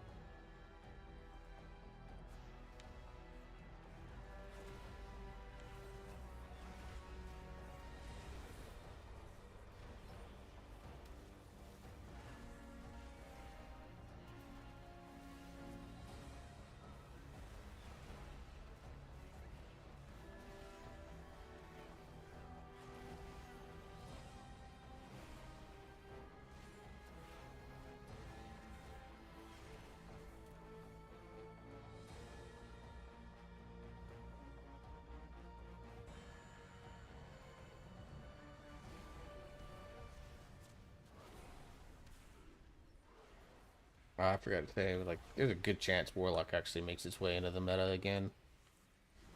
Especially with how good Demonology is right now.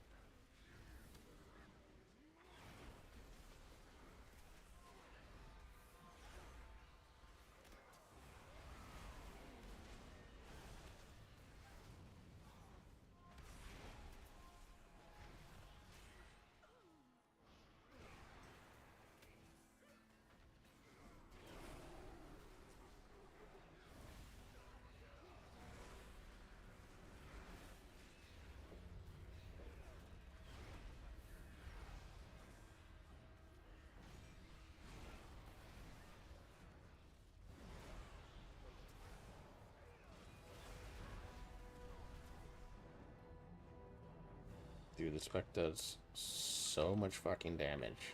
It feels like. Like I'm just kind of mowing things down. It's kind of wild.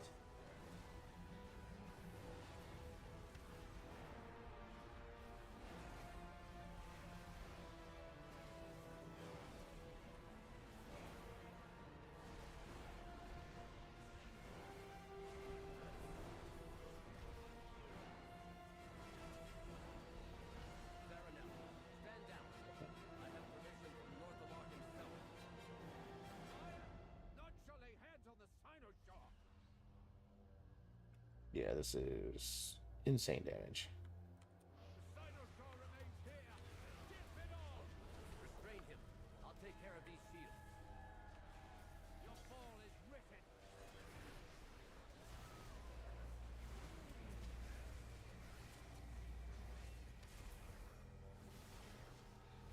Speak no more.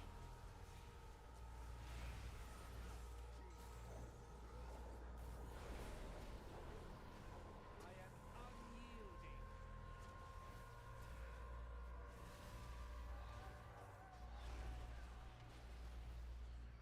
Mark for defeat.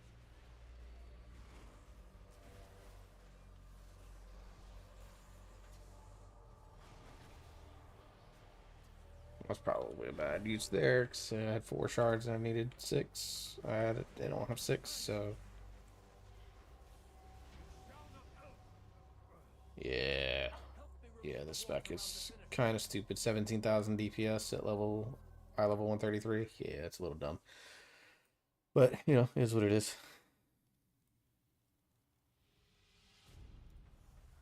Yeah, I'm just gonna come sit in this channel on my Discord.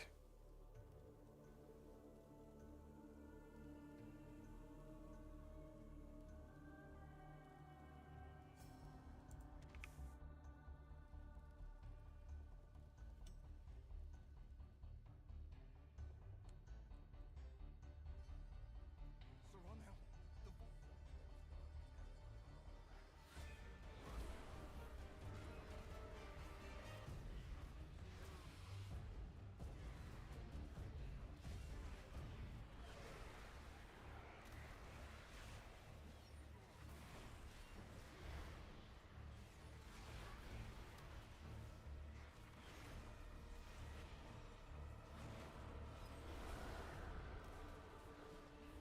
Yeah, I can tell having a new keyboard is nice because I'm feeling like the reaction time on everything is a lot better.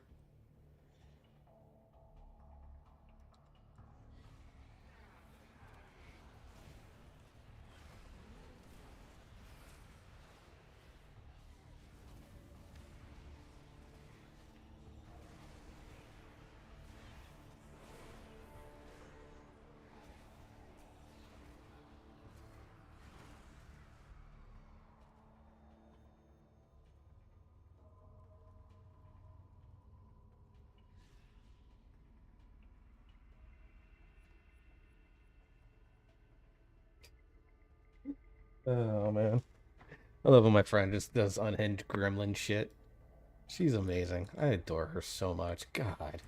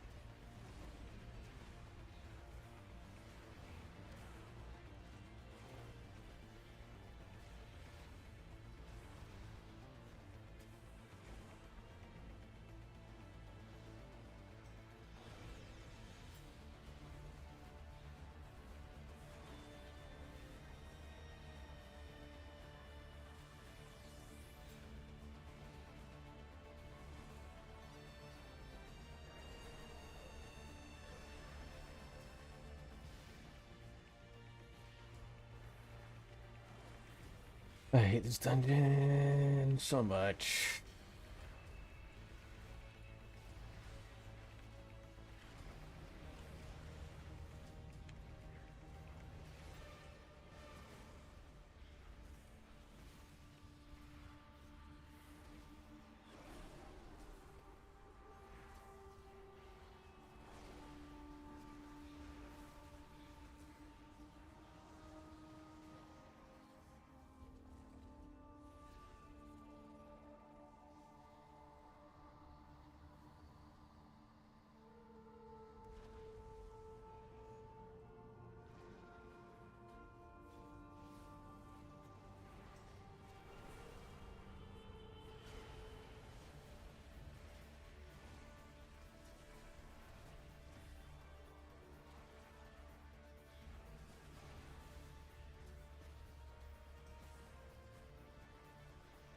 I need to hit that button, but here we are.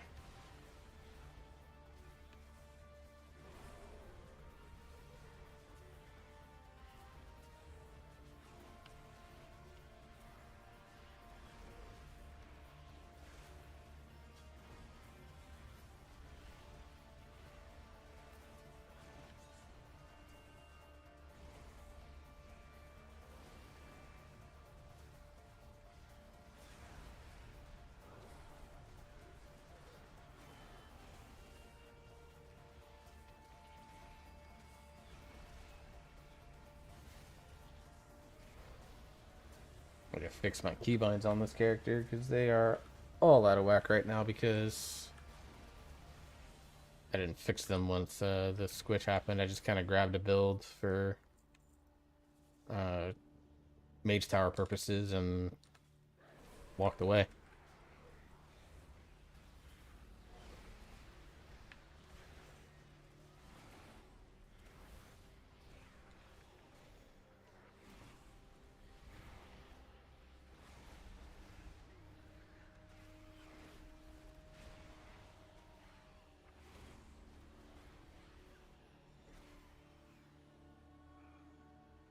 Alright, time to pull everything in this section of the dungeon because that's what these guys do.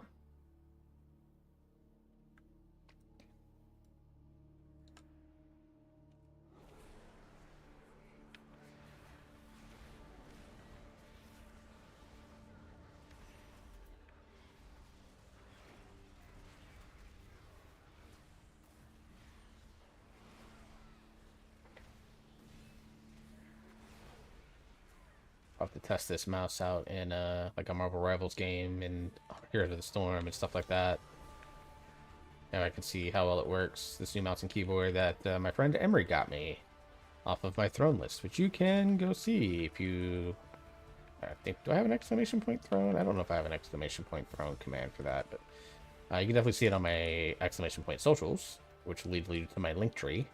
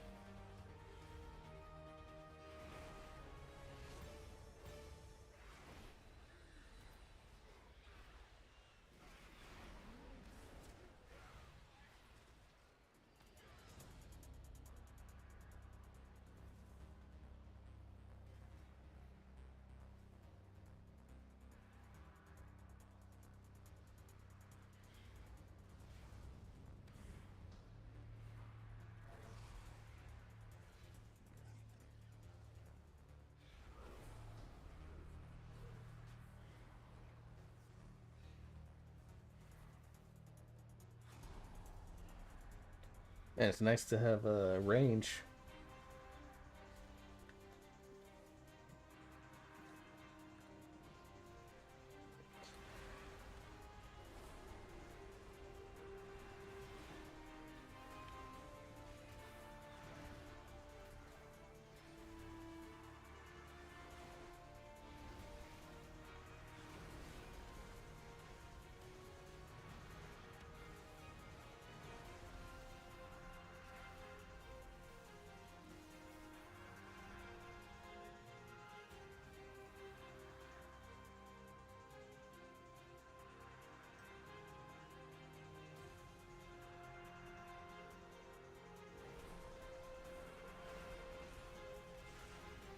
I didn't realize I had 5 shards coming out of that. That's doesn't happen all that often. I'm usually pretty good about spending them.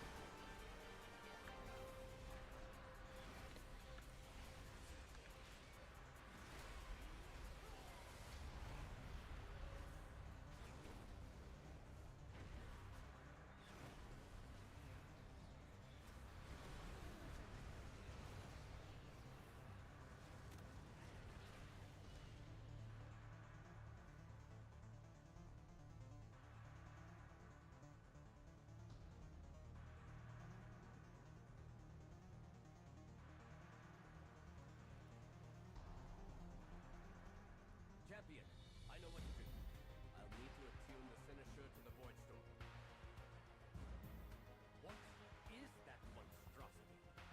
You keep it occupied while I...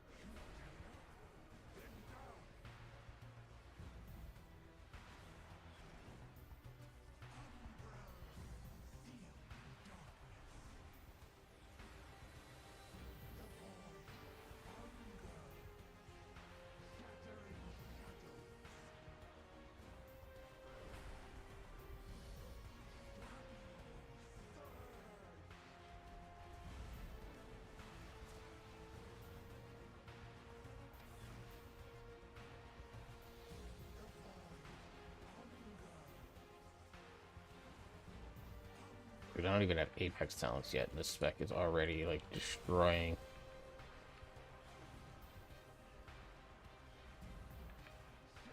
Now, some of that could be level 80 scaling, right? You know.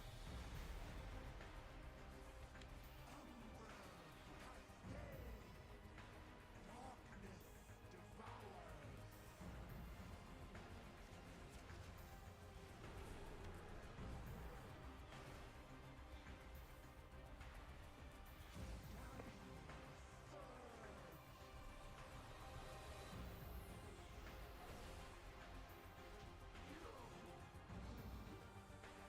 is done. We have our way into the Void Storm. Let us inform Northland.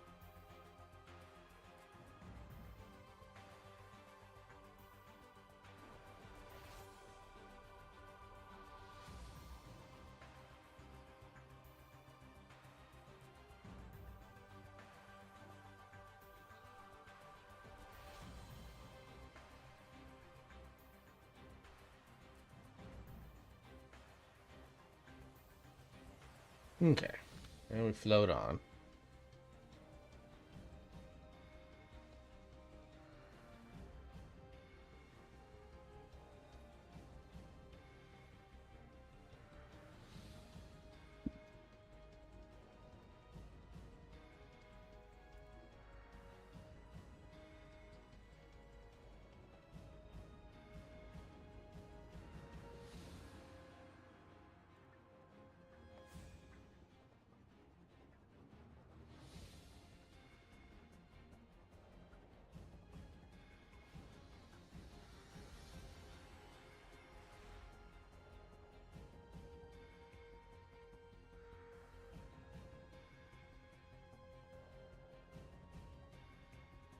You did what you had to, Umbric.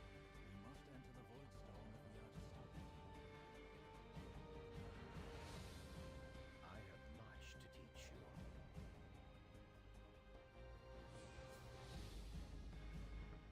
Dude, I'm still worried Cersei circled on this character. Holy shit. Do not bend to the whispers. Oh. Got that done. I am moving on with my life now.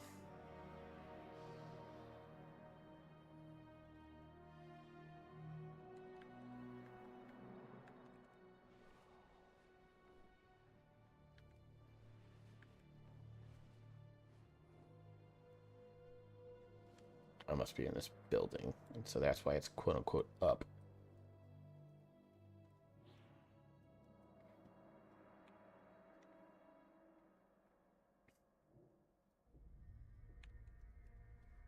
A really nice curtain.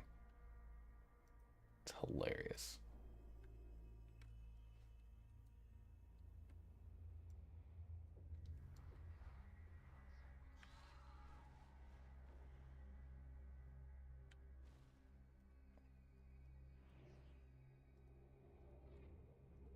particularly enchanting tablecloth. Like, dude, these treasure names are both incredibly stupid and incredibly smart. I enjoy them quite a bit.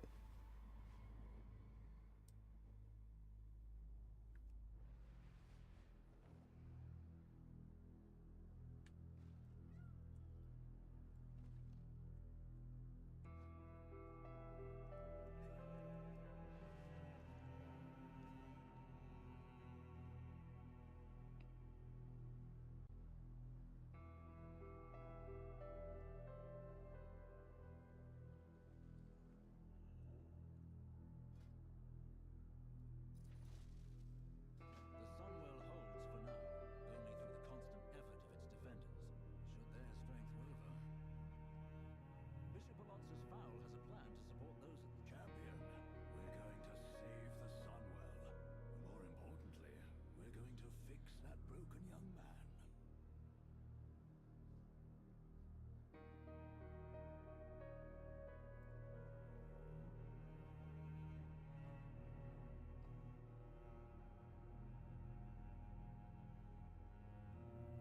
Love that the Dune Dune Low of Abundance thing is starting to like really take off, you know? Such a troubled boy. That'll happen when your father leaves a gaping wound in your chest. Not to worry, I have a plan.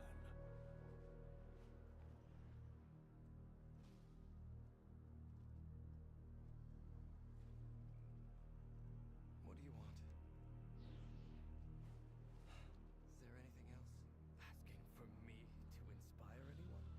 Fowl always was an original thinker.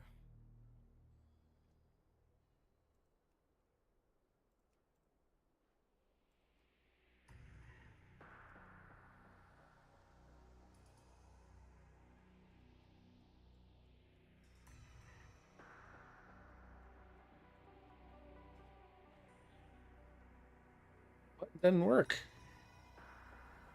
Blizzard. Ah, Christ. I hate when they do that. I really hate when they do that. All right.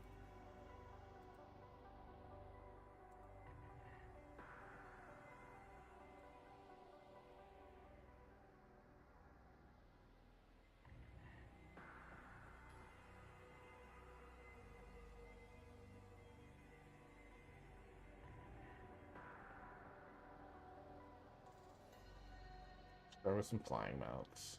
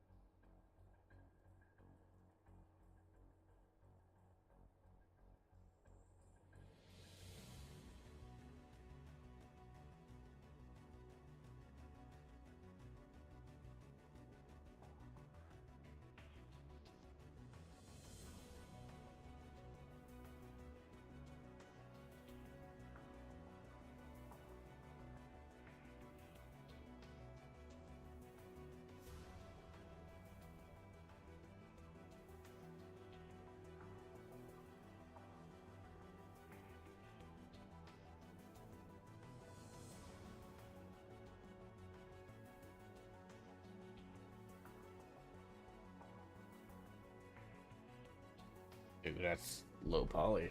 Oh yeah, dude, we love that.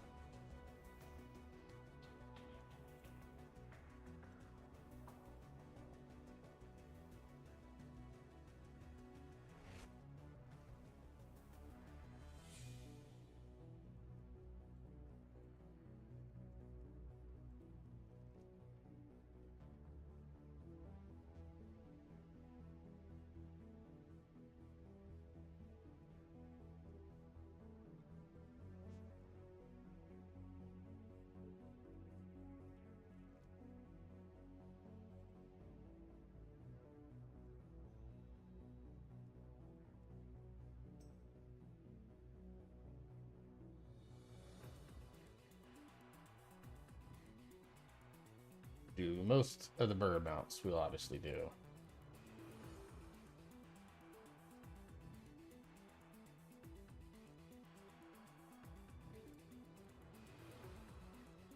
love the fly mounts in this.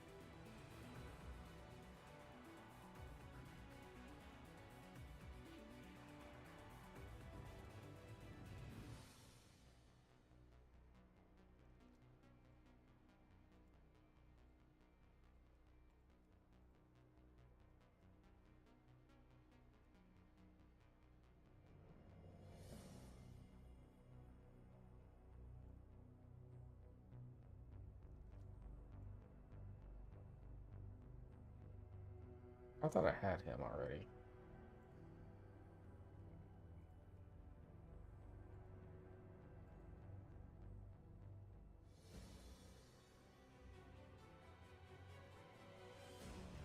Okay.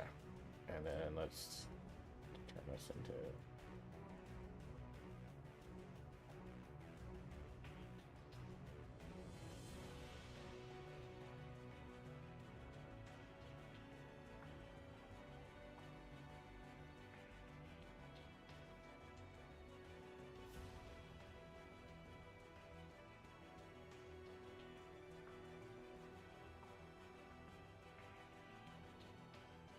love me the mana saver.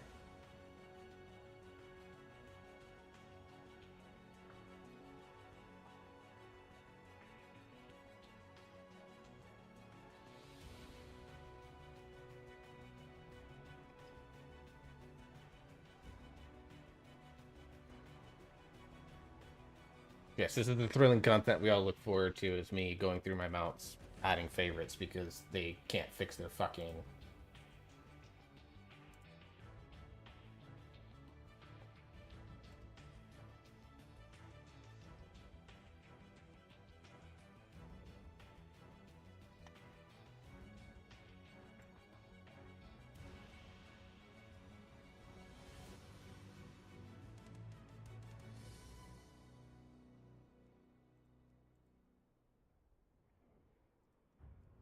Let's do the snail because he's fucking awesome.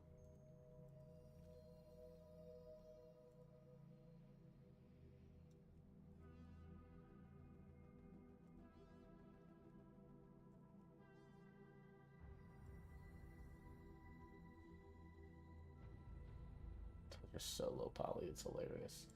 We always do Florendo.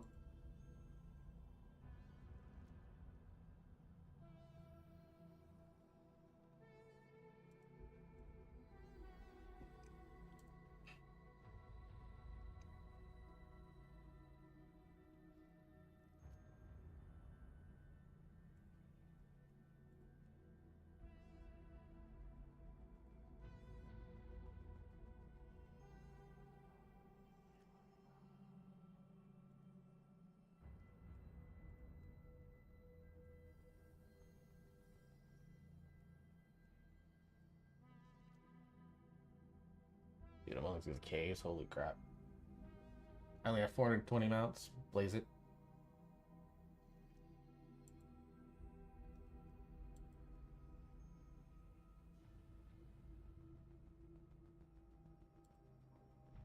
Okay, we're gonna put him on there just because it's fucking hilarious.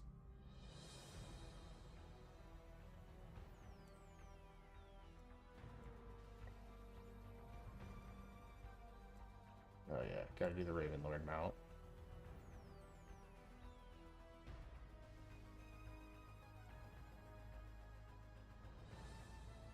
Oh, we'll set you as a favorite for when I'm in the water.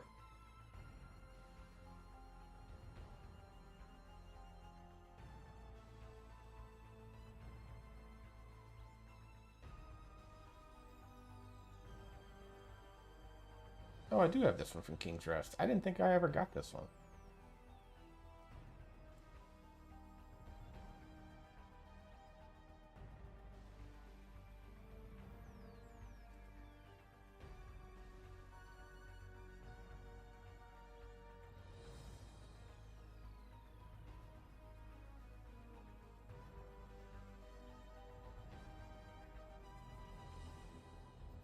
Okay.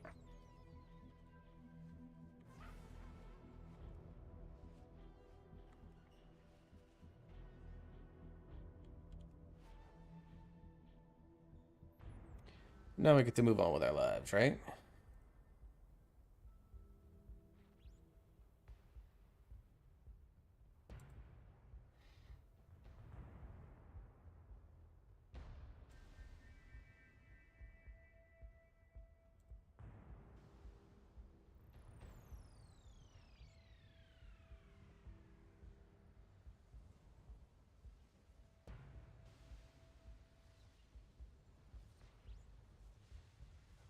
Ah, good.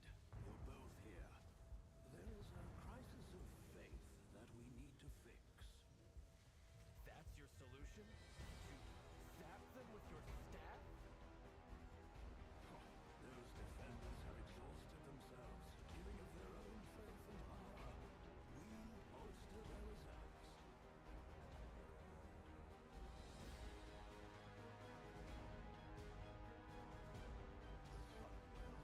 A conduit for the light, made holy through the sacrifice of the now moon.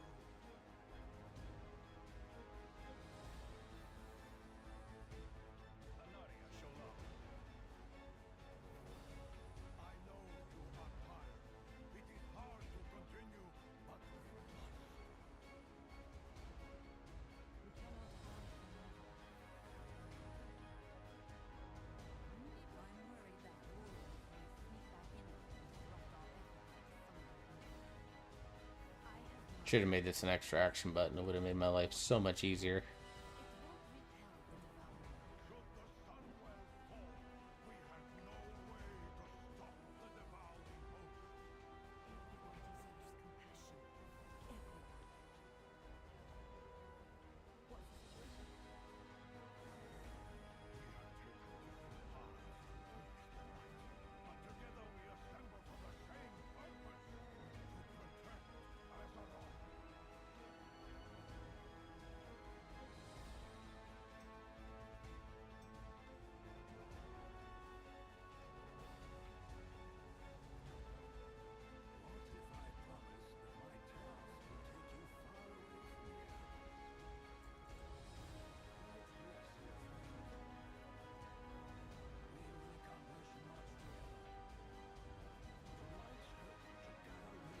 inspire the vanguard. What other place to take my mind off the With paladins? Dark Flight.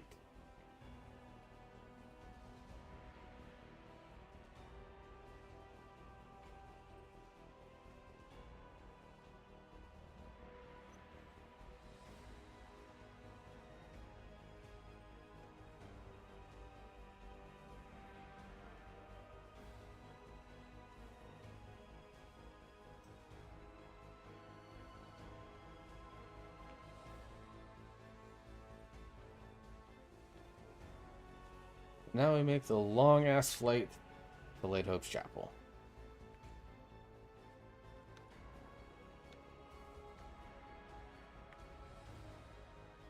AMA.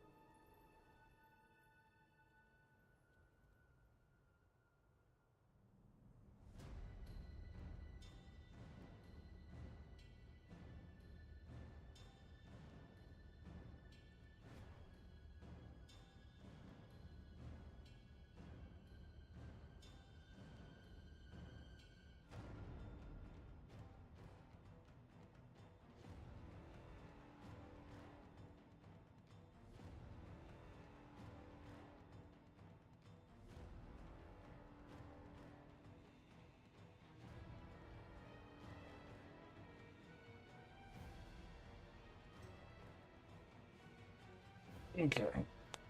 Well, I'm just sitting in this general channel. No one's hanging out with me. It sounds like it's a slow evening for a lot of people. Zushin Seni, Tripper there. Sam's probably AFK. He's not even on. Doji's away. Got a couple people leveling. Worm's leveling the Druid. Harley's leveling our Shaman, which means leads on some character, probably.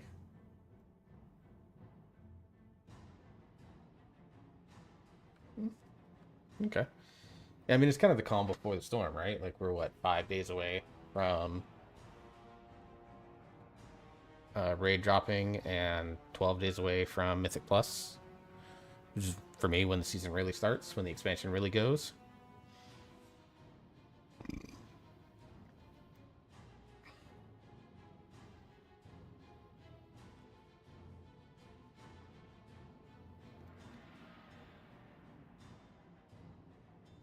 Tyrosus, I had no idea things were so desperate. What can we do to help? May the light give you strength. With so many defenders called away to the Sunwell, the Scourge almost broke through to the chapel. I've called for assistance from the Ebon Blade, but we could use your help pushing back this latest attack.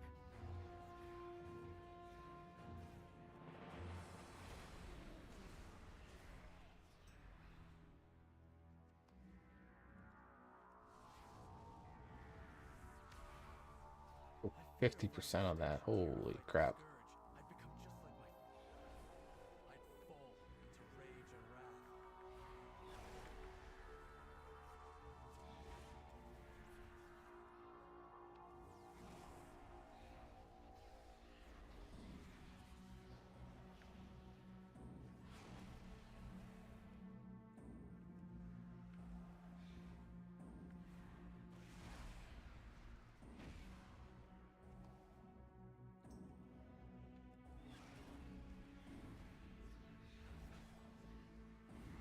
I shouldn't let my doubts get in the way of the defense of this place.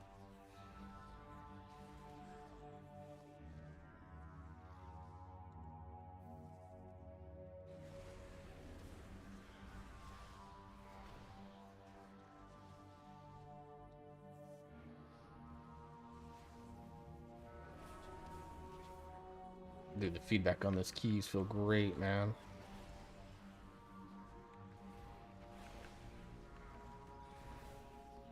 Like I said, I'm gonna test this mouse in other games too, just to see how it feels in those, but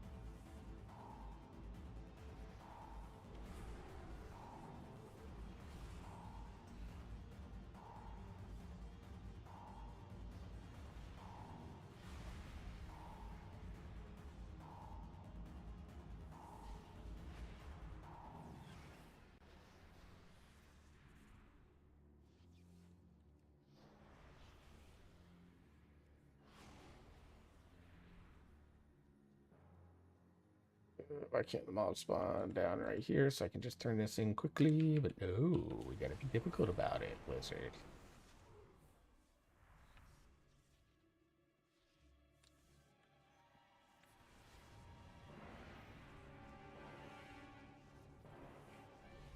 That is so frustrating.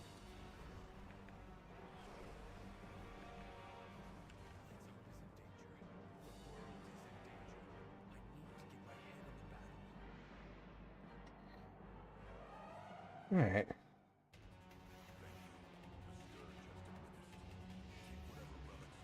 Actually, I wonder if I can make a shift mouse button too.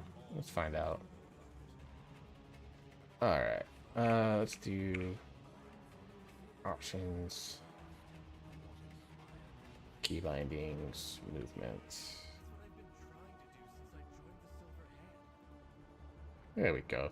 That will actually feel a lot better than Altar for auto run. Because at the very least then I can still press mouse button 2 for my normal push to talk shenanigans.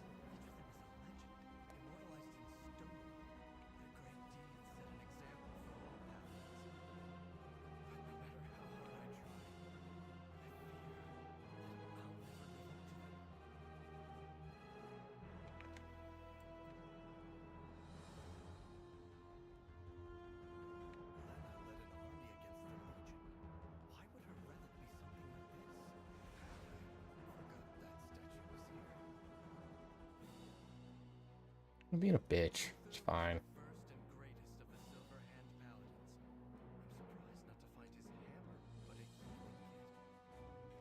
Mara's heroics inspired the creation of the Silver Hand. Her relic, Crom, defended the people of Mara. But the relic is a smithing hammer, Marad was known for his skill in combat, yet his relic is a meditation. I had expected these relics to be powerful weapons. Instead, they were mostly simple items, unconnected to war. The Silver Hand was founded to wield the light in Nope. battle. One more up. I'm stupid. The measure of a paladin's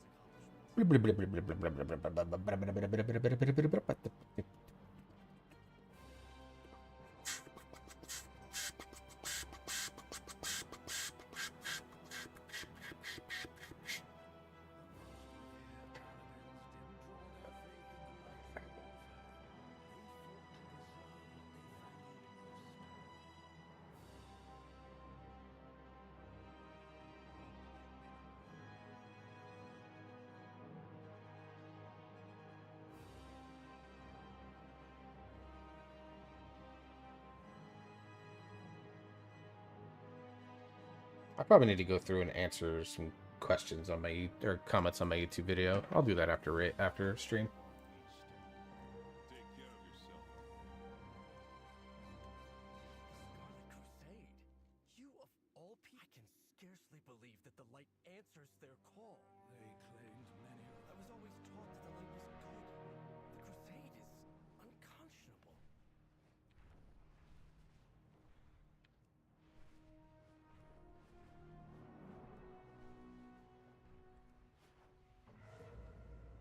Okay. And let's see if we can switch up some fun. Let's do this Dark Samurai boss battle music.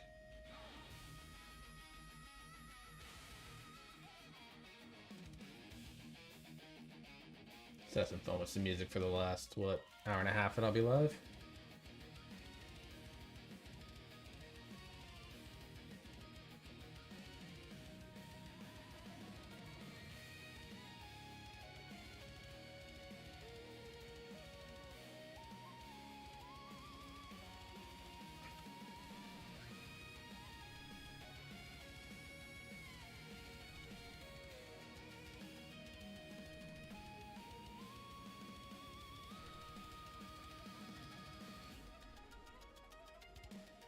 Good old Hearthglen for, I think it was the Undead starting.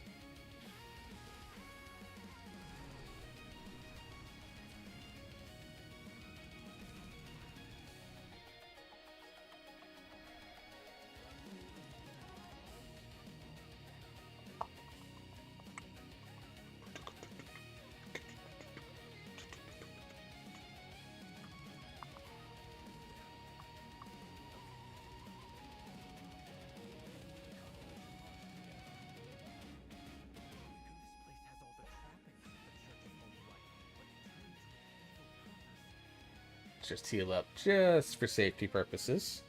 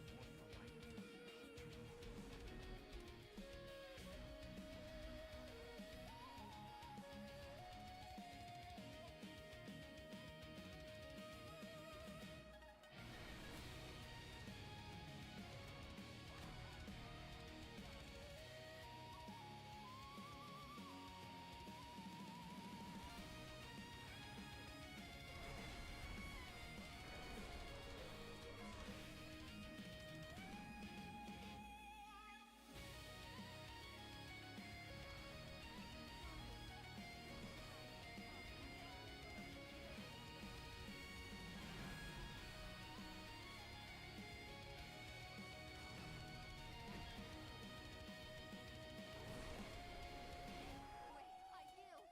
I lost my faith in this order long ago. I want to defend life for them as well.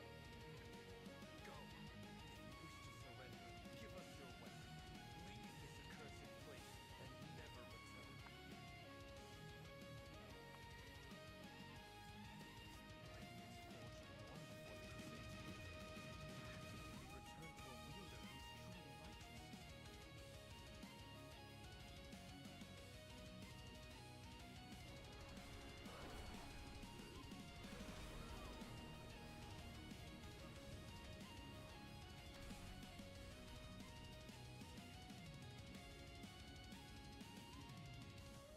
I believe the term we would use is that we fuck them up. Oh, that's because there's a monk there with me. No, that explains a lot. Okay.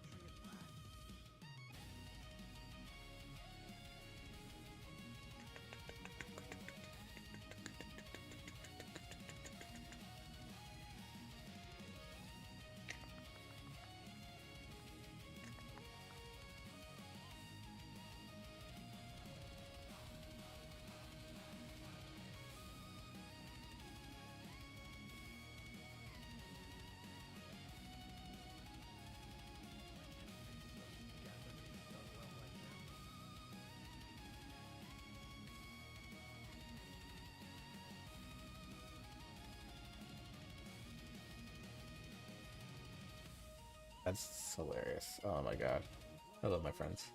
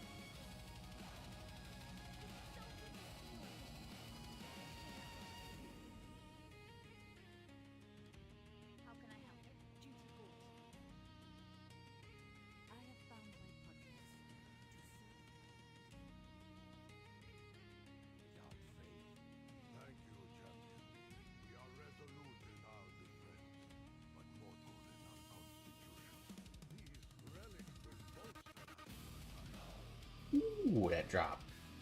That drop was banger.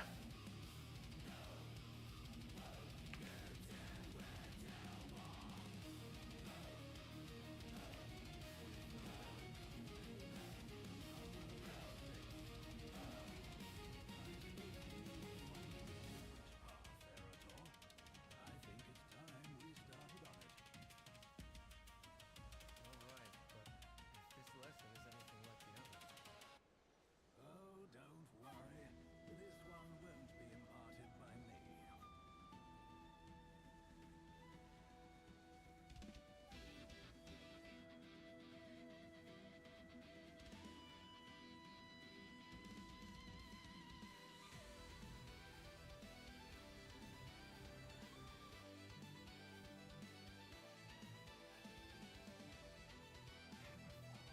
is this about the Red Dawn?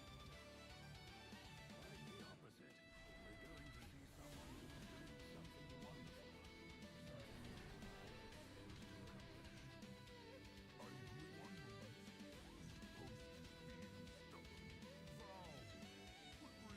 fails to accomplish.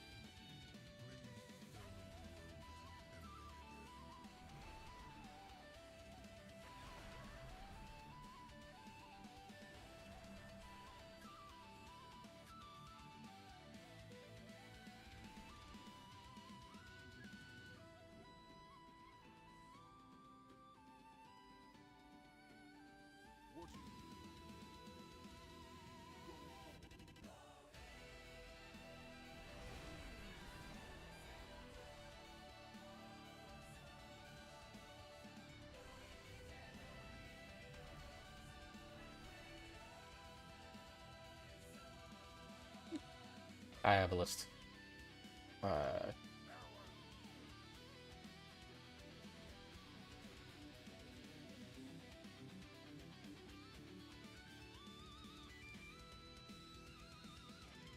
Excuse me, Diabolist Demalock is just like the fucking best, dude. Strength and honor.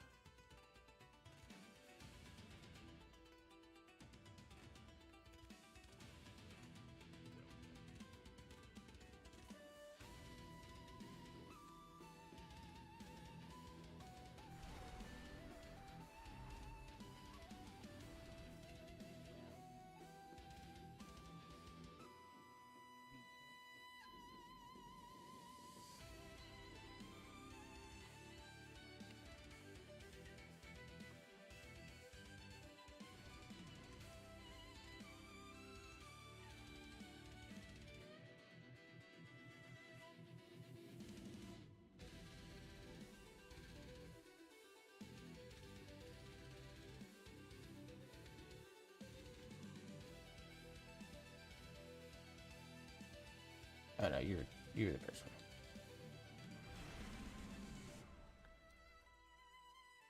I understand, Fowl. I'll gather the others and wait for your arrival.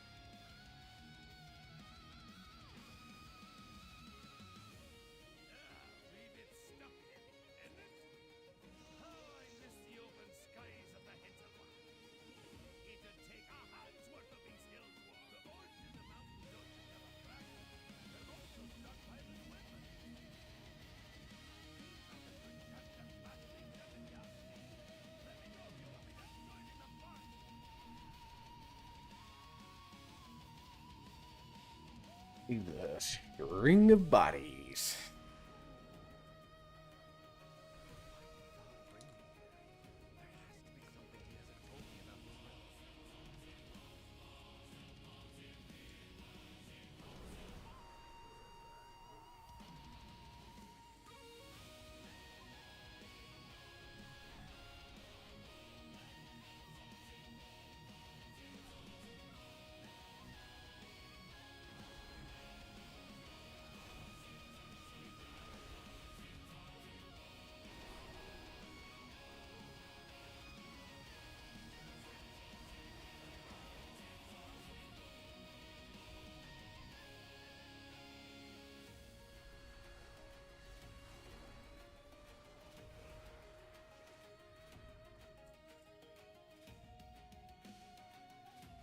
Kill this while we wait on the big guy.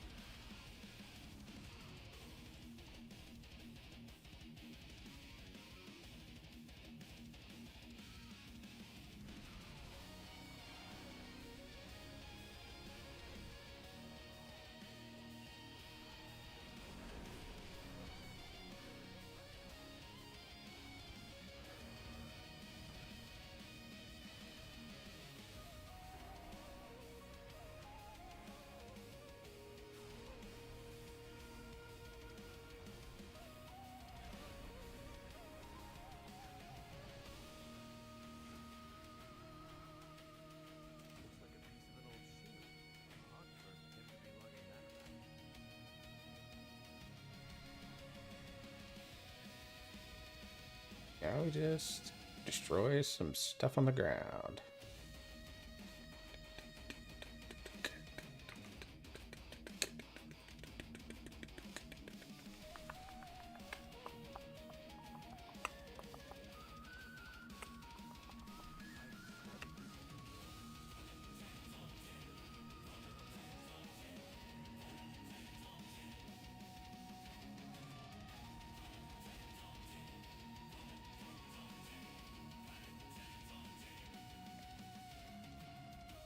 Whole expedition has something to do with my father, doesn't it?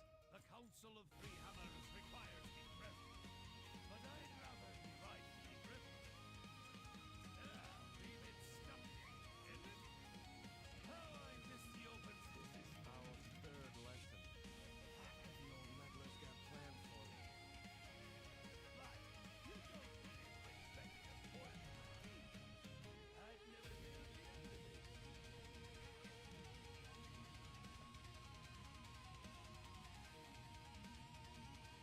I found the leader of the Dark Horde. We have the final fragment. Stromgar will stand proud once more. The Dark Horde prepares to raid another border settlement. Get that last shield fragment and scatter their troops. The war ended decades ago. I won't let them shatter the peace you've led me.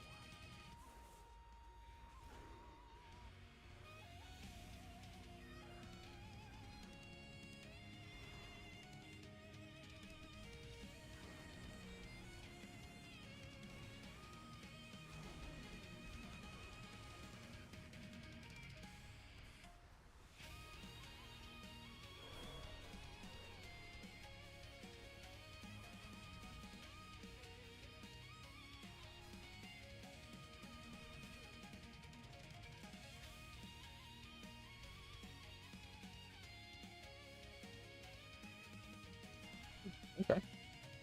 That's an item I wasn't expecting.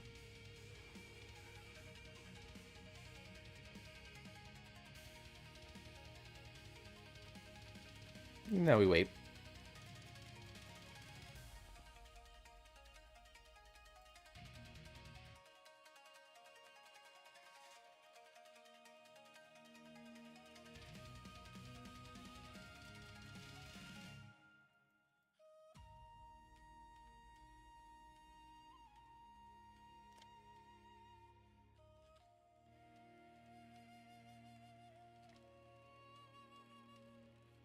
Sylvanas in space.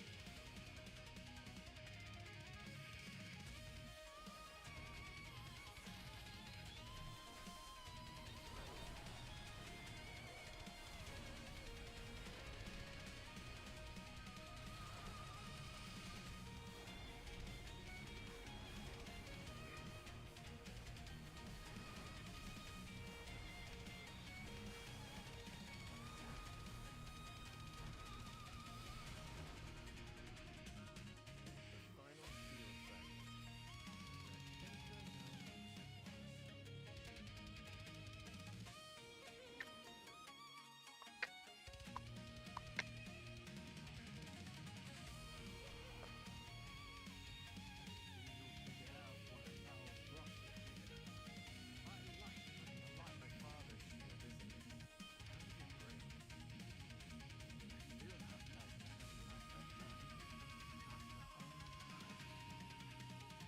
fragment. If the boy has all the fragments of the shield, As you have guessed, that is your father's shield, broken into fragments and left Hey, brother. on the battle. What up? Just checking in. What you up to? Just leveling while seeing if anyone needs me for zeros. I did all my zeros on my main. Look, I had no idea. I didn't realize I what haven't done any on my alts, but I'm actually probably gonna go to bed soon because I'm not feeling well. repair the shield. Completely fair, dude. Yeah, no, I'm basically around just to see, like, my brother and I both. He's on his DK, leveling his DK. I'm leveling my warlock, and like, if people need us, great. If not, then so be it. I do need to level my warlock. I've not leveled my warlock yet. I'm just I think I have. just chilling because I didn't sleep at all but an hour today, so like I was up. Oh wow. Okay, so I got it better than you did then. Yeah, I was up Like, I 29 had- hours in a row at one point. Yeah, I'll need your it was help. like 30. It was like 29 or 30 hours in a row, I can't and do then that. I just can't do that. I know people who insomnia. sleep like 3 hours a night. I can't do that. I can't even function. But yeah, I've been fighting off upper respiratory infection, chest congestion, sore throat, earaches. Just the crud that's been going around. Not getting a lot of sleep. So, I'm in good shape for all my mythics. I did all my praise. I think my main is at like 240. Yeah, my DH is that way too. So I feel pretty good about that. I don't feel like I need to push any more right now. Nah, Yeah, my warlock's level 80. So yeah, I'll pump my warlock.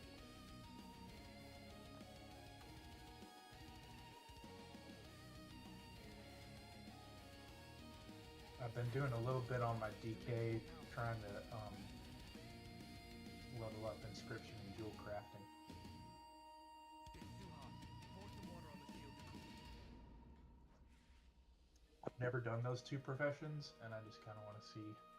yeah, I'm exploring alchemy for the first time since the profession revamp. This expansion on my evoker. Add a phoenix feather to increase the heat.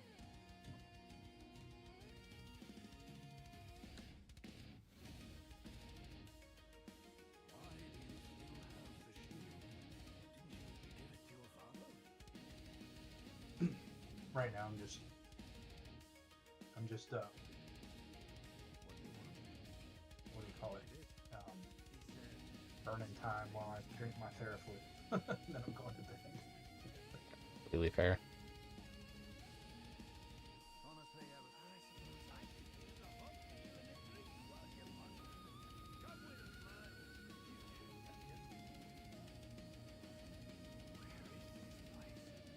Doesn't appear to be in Azeroth.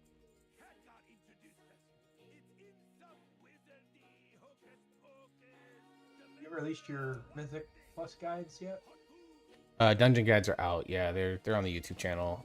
4 of them are out right now, and the other 4 will come out over the next 4 days. I need to subscribe to your channel.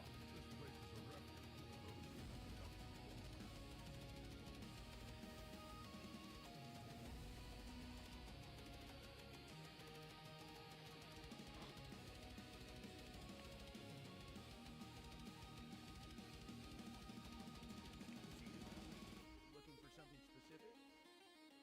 What's your channel name?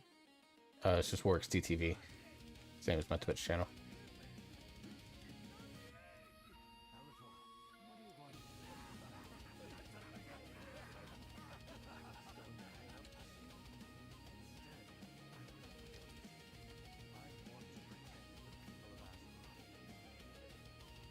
They're making some really nice changes to Preservation Evoker coming up. I don't know if it's going to be in the next patch or if it's coming up soon. Yeah, they're making it a temporal anomaly instead of just being a thing that like shoots off in a direction and anyone that's in its path gets the shielding and echo stuff on it. They're making it so that you click it and then anyone within 40 yards will also get the shields and So it's like the echoes. the priest's like halo or whatever it is that spreads Except out. better because you don't even have to Instant? like it's just instant and anyone within 40 yards will get it. So as long as you're not like on opposite ends of wherever it is that target is standing, everyone should get it. And then Emerald Blossom is getting a thing where when you get your seedling procs, they'll also spread to 40 yards with anyone within 40 yards of the target, trying to help their spread healing a little bit. I don't think it fixes the single target, like sustained single target healing issues, I but think it's a Mythic nice Plus is change. still gonna be bad. Well, you have a Preservation and Evoker guide. I do. I play it a lot.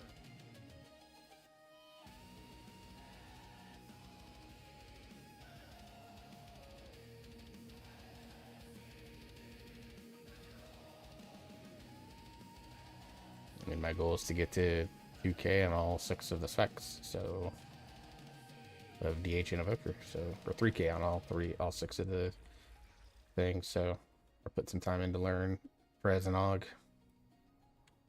I've received reports from the Sunwell that Foul's plan has worked. The defenders hold back the Void Storm another day.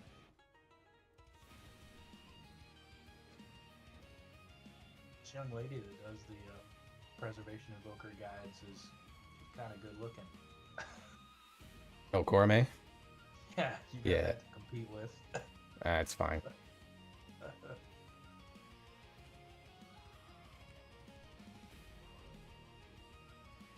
Let's be real. In the competition versus a hot chick that also does OnlyFans, I'm losing every time. Let's be real. Yes, exactly right. And that's fine.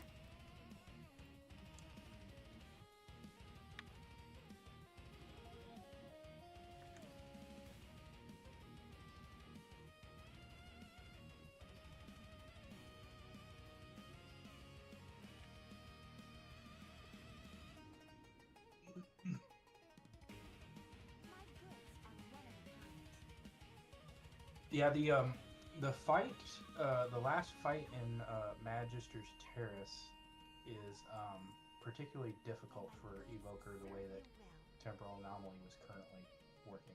Yeah. You had to manually echo a lot of people, which is Yeah. fine. And but- sometimes the guy standing opposite of me, especially if it was like a hunter or a warlock or something, they're just out of range. Glory to the storm. We shall not falter.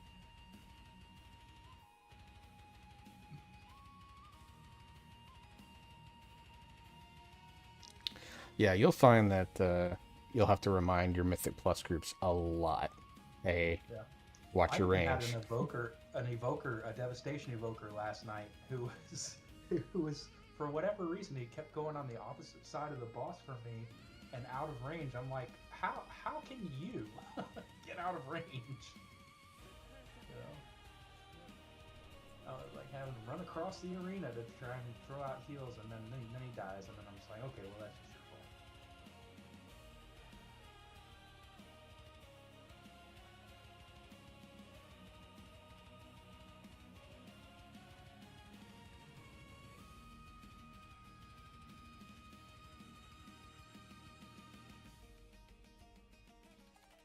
Yeah, I mean, you can remind them, but at some point, if they don't follow through on it, like, I've had it before. Like when I did a few pug keys at like 12, 13 as Prez last season, and I had a couple of people go like, "Man, no heals." I'm like, "Bro, you're standing 89,000 yards away from the rest of us. I have a 30-yard range. What do you expect me to do?" I said, "You made the choice to go play solo bolo out there. I assumed you were okay." You know what you're doing, right? It's like at that point, like yeah. you make your decision. Like if you're gonna go play that far away from me, you better be able to take care of yourself. Yeah. Pop a health pot. um. Yeah, or like sometimes I'll actually just use if someone keeps doing it, I'll just use rescue on them to place them in front of me and hope that they eventually get the message.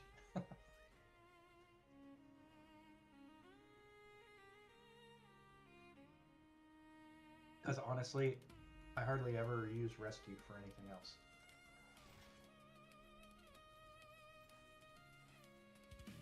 Maybe it's just not a button I'm used to clicking, but I find rescue is gonna be a lot more useful in raid.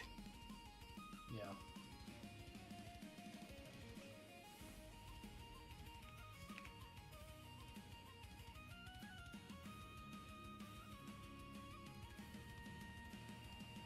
Because there's always that, like, you know, in our case, it's going to be, you know, most likely Newell, for example.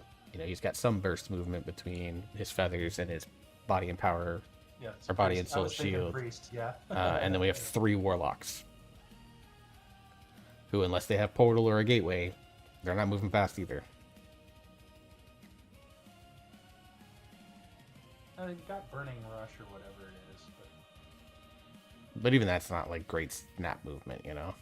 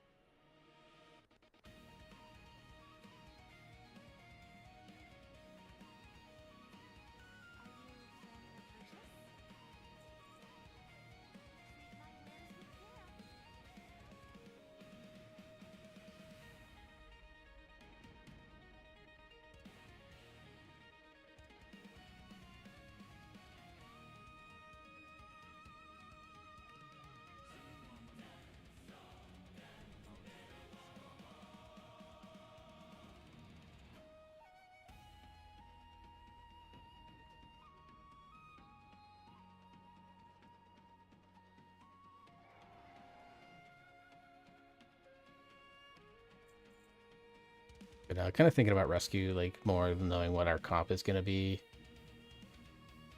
It might even be possible that our Moonkin might need a lot of help, depending on what's going on. oh yeah, So- kind of heavy, aren't Yeah, I mean, they can obviously shift and stuff like that, but if they're trying to do anything to keep up, to keep up Damage. with, yeah, to keep up with damage and they? Damn stuff like that, they're just going to be moving in Moonkin form and then using their wild charge as their disengage, which, depending on your thoughts on that, may or may not be a good thing. Does rescuing someone cancel their channel with their channeling a spell? Yes. Yeah.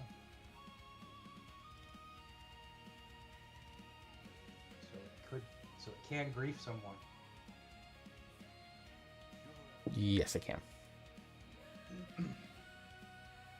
But the other thing is, like, if you're using rescue in any particular situation, you're usually, like, communicating that.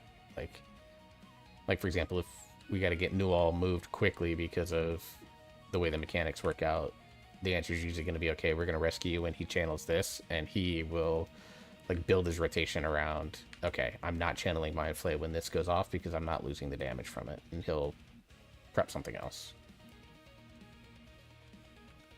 It's because I just know that's how he thinks. I think I need to do a mouse over or a macro or a click binding for rescue, because you've got to click a person first and then a place to go, right? Yep. It's super awkward if you don't have that mouse over capability.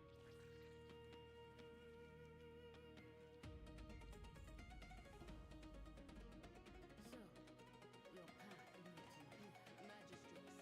When did you first begin seeing these disturbances with this light? And then in raid with Source of Magic, just source Jor, and you'll be fine. Resto Druid? Yeah, even though he has his own innervate, it's less about the mana return that you're going to give him from your channeling. I mean, most it'll be Dream Breath, because that's really your only empowered spell. It's more about just giving him a flat 3% more healing. Korame, or whatever her name is, she said that I would be using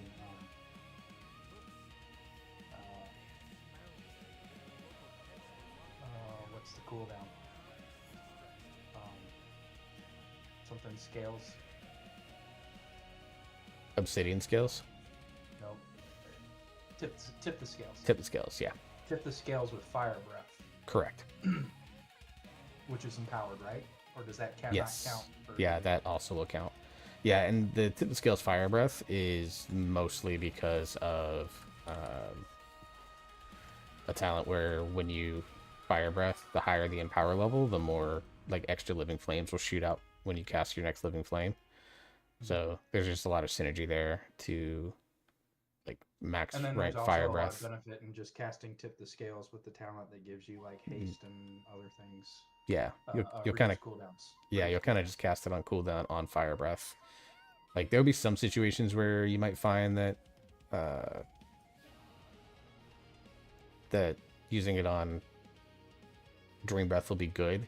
But it's going to be, like, that's very situation dependent, and it's going to entirely depend on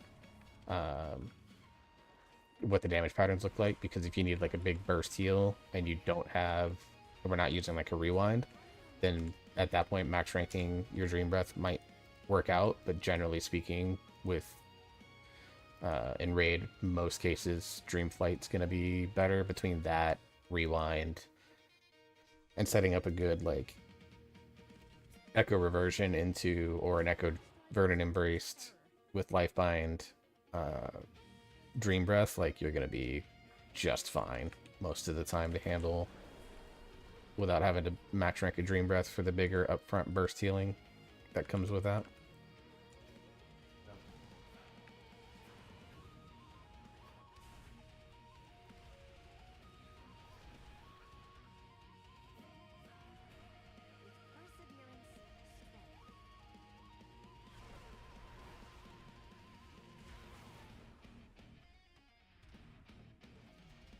Me, like Preservation Evoker, one of the reasons I love it so much is that it does have like a bunch of really small decision making that can make you stand out a lot more.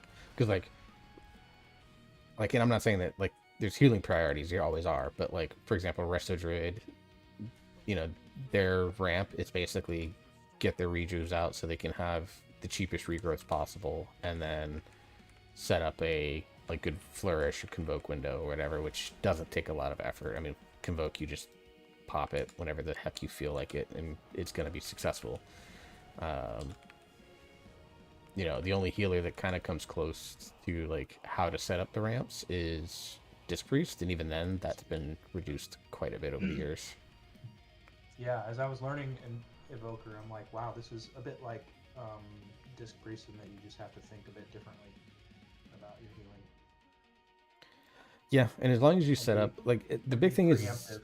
in raid, as long as you're setting up your Echo ramps, like whenever you're not having to like hit Dream Breath or Verdant Embrace or Dream Flight or use a cooldown or whatever the case may be, like as long as you're just, your whole goal is to get every echo in the world that you can get out, get it out.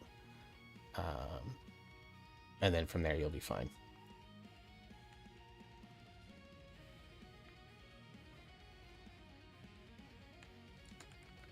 Because that's like the one thing I know I struggled with when I've done alt raid type stuff is I get into like the Mythic Plus mindset where Temporal Anomaly would generally do all the legwork of getting your echoes out. And so I'm sitting there going like, oh, I don't really need to spend essence on that. I can spend it on Disintegrate. And then in raid I get in trouble because all of a sudden, like, instead of 3 DPS taking a hit, it's 14 DPS taking a hit. And I'm like, oh, Yeah. crap. Yeah, Korame, I switched up my rotation after I watched her video because she said it's good to start with a level 1 Dream Breath. Mm-hmm. A to get the dot out, or the heal over time out there, but also it gives you the essence burst or whatever. Yep. You can use that to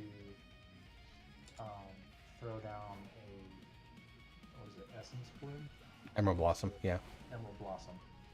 Which you will and then never there's- use unless you have an Essence Burst. Yeah, Because it's right, so exactly. expensive. Maybe it'll be different in these longer raid fights, but I've never had my mana in Mythic so far drop below like 90%. But if even anywhere close to that, but maybe it's because we're just not pushing yet, but and then casting the Emerald Blossom, there's a talent that gives you copies your echo to another target, a full strength echo, so you can get 2 full strength echoes with 1 cast. Mm-hmm. Then you can throw out Temporal Anomaly if you need more, or if echo comes back up, and then you're throwing out Marithra's Blessing. I guess the Dream Breath was for Marithra's. How did they make it so hard to pronounce? Marithras. Marithra's Blessing. I used to work with this Indian girl. I can't even remember her name now. And we had a guy that we worked with named Merle, and she couldn't pronounce his name. She's like, I will call you Bob. So we all started calling him Bob. That's fantastic. I will call you Bob.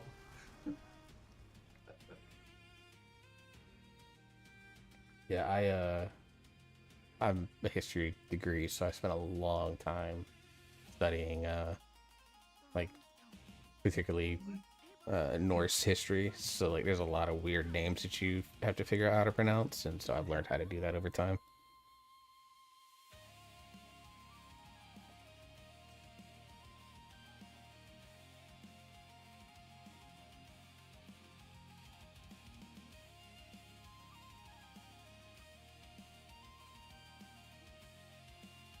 What are your thoughts on the Verdant Embrace choice node of whether or not to disable the movement of it and get 2 charges? Or I think for raid, it's going to be really good to not have the movement aspect. I think it's going to be really solid on that front. For Mythic Plus, I think it's a little bit safer to actually take the movement aspect because you are they've removed a lot of the stuff that would normally like clap you. Things like fervent strikes and frontals and stuff like that, a lot of those are taken away and they're just single target aimed at the tank. So I don't mind it so much in Mythic Plus, but for raid, another thing Korame said that I was doing differently was I was using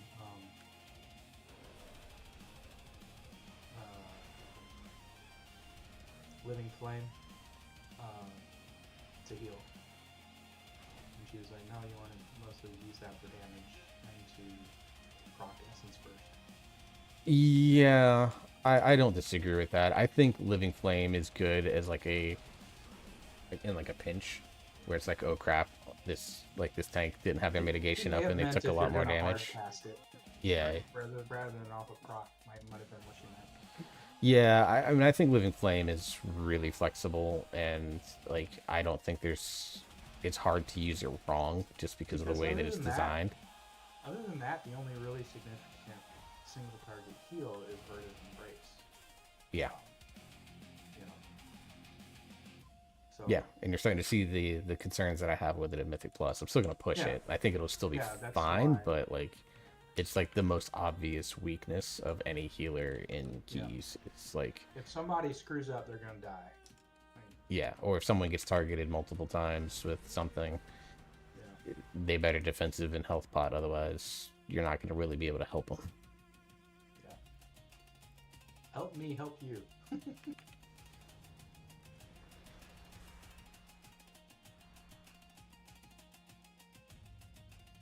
Hey guys, Hey, Trip. Hello. we're actually doing a thing. Which thing? You doing? What thing are you doing? Oh, the thing I said I was making yesterday. Populate the rosters. Oh yeah. No worries, man. I told you about the 2 changes that I know about. Yeah. I'm doing the mythic roster first because it's easier. I think there's probably less changes there, and I know most everybody. The thing that here's the tricky thing. I need to know the Discord names for you, otherwise it gets a little funky. Basically, I have to hack them in if I don't know if I can't translate a WoW name to a Discord name. Yeah. Pretty sure you can translate mine. Well, I mean, as long as it's the same or close, it's fine. But like, I don't know who Wiley Ann is. It's one of Venom's friends. I think. Let me see if I can find their name. Hang on. Activity. And I don't know who this Kalord guy is, but he sounds like a floor licker. doing dungeons with him the other night. Oh, and here's my favorite name. It's not a cowboy, it's a cowman. Oh, that should be Cal Drac now, and it's Preservation Evoker. Sorry. Should I just change it straight up? Sure, change it straight up. KOWDRAK. Gotcha. Already done. Drac is in Drakfear. Although I think that's a C. I like K. What can I say? It makes for a nice bookend.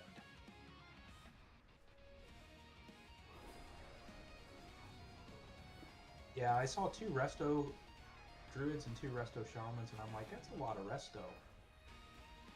Let's shake things up a little bit.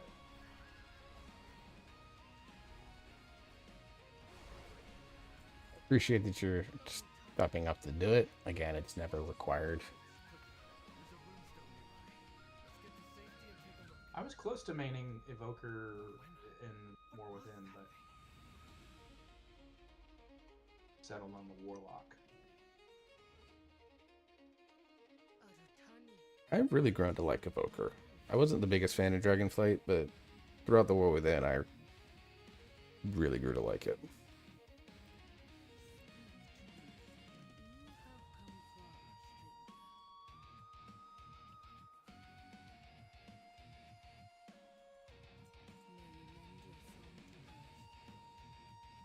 And Devastation seems simple enough when I need to DPS in a Mythic Plus or something.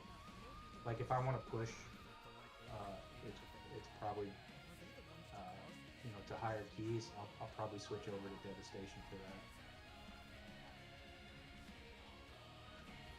Honestly, I think Og is easier to play in keys than Dev is right now. Oh really? Yeah. You know, I did look at that when it first came out and was very, very intrigued by it. And like but I missed the window because like when it came out, it was like way overpowered. Like people were bringing like 2 of them, right, or something. I mean, Ridiculous. raid comp in season 2, I think, had 4 Augs. Yeah. But I missed that window, and then they nerfed the hell out of it.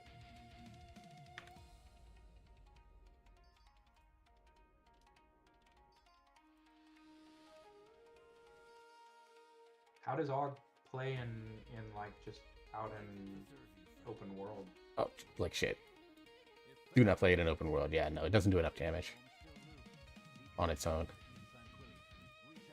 Yeah, you play dev in the open world, but for group content, I think, at least in keys, I think Og is going to be significantly better than dev. Because the damage... It is at least one of those multi-role classes that you don't have to switch weapons.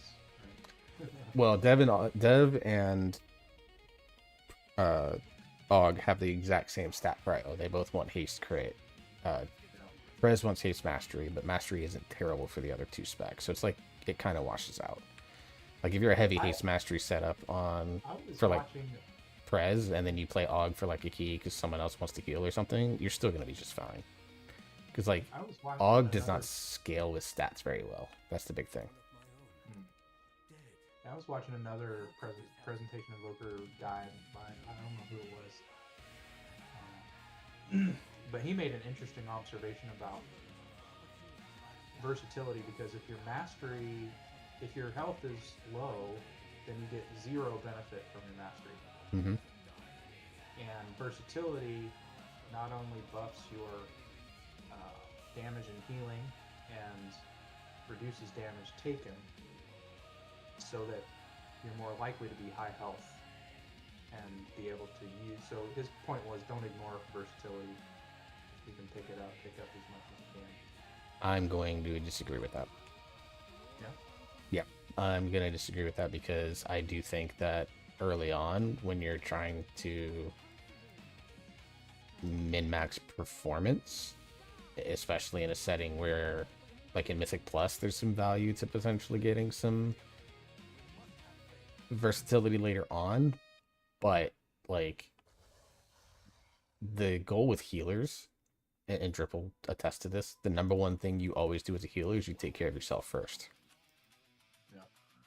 Like if you aren't healing yourself, then there's no reason for it. Like the only time you should prioritize someone other than yourself is if your tank is in legit trouble. I do normally throw one of my full strength echoes on myself, even if I'm like at full health and I just want to button to press. Yeah, well, remember with temporal anomaly, it's always going to hit you. Like they designed it so that it always hits you no matter which direction it goes in, and that's not going to change with. That's a half strength echo, right? Yeah, but I mean, if it gets echoes out, then it gets echoes out. And then Dream Breath always impacts you as well, regardless of how many targets you hit. So you're always going to have value on yourself no matter what. But no, I'm not going to go out of my way to sacrifice mastery for verse in like the pretty rare instances that's going to matter. Like in most key situations, in my experience. Maybe that's not what he was saying. I think maybe he was thinking like if you have the choice between like a mastery crit item or a mastery versatility item, maybe go with mastery versatility. I mean, if that's the choice that you're making, then you're probably not taking that item unless it's a significant item level upgrade anyways. Let's be real. Okay.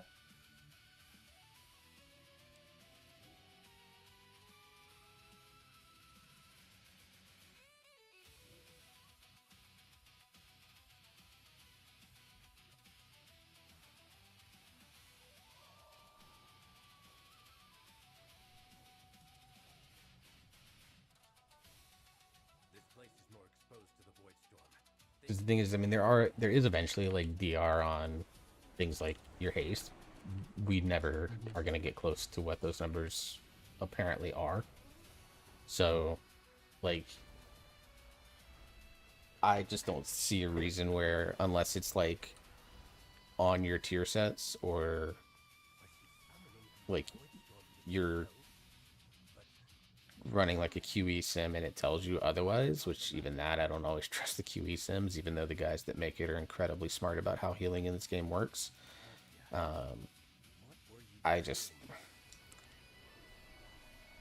if you're doing the proper thing of taking care of yourself as Prez, you're always going to have the value of your mastery. Because the thing is all it is as long as the target's health is, as long as your health is higher than your target, you're going to gain the mastery. So if you're at 50% health and they're at 25% health, you're still gaining the max value out of your mastery. That's our last zephyr. What was the purpose of all of this? So there's always going to be Let's take these value to it. I wonder, does the mastery apply to yourself? Yes. Ah, that helps a lot. So that means you always get the strongest version of your heals. Mm-hmm.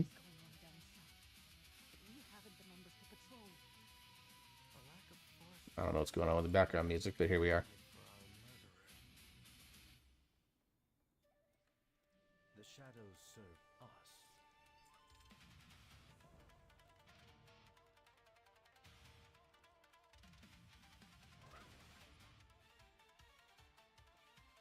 Hello, Dark Star.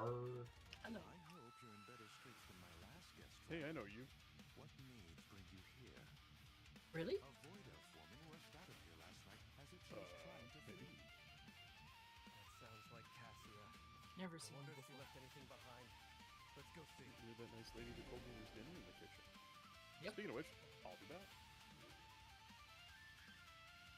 You were at that thing once. Could it be the Twilight Spirit? Choke some ham. There's no dinner left in the kitchen. Too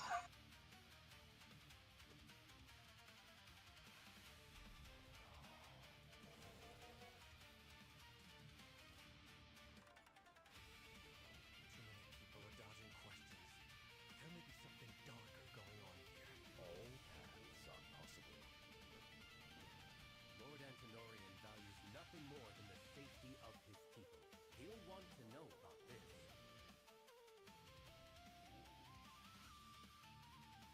What are you? What brings you here? Glory to the Sindora. Lord Antonorian is away. I can help you. This isn't right. See what's in that lockbox she was toying with.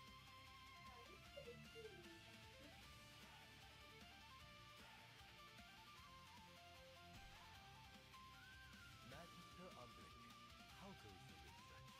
Go on, tell him. Wind advisory.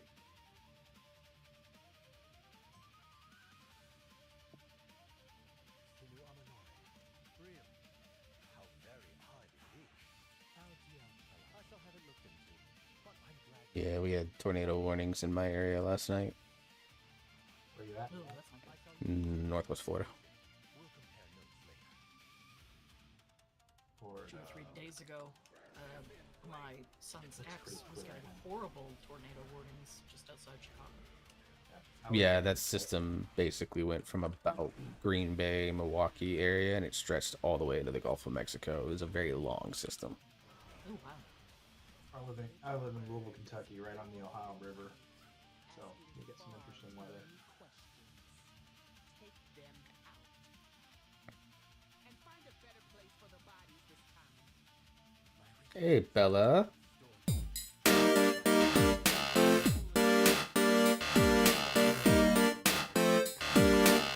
lot of high winds right now. Appreciate the 19-month streak. My longest running I am sub just at the is bottom Bella. of it. We must protect those in need. Even if I offered my aid to Silver Moon, I have We are just doing some chill stuff tonight because no one really needs me for zeros. one that the void I don't really feel like playing Heroes of the Storm, which was the other idea that I had tonight, so I'm just leveling my Warlock instead.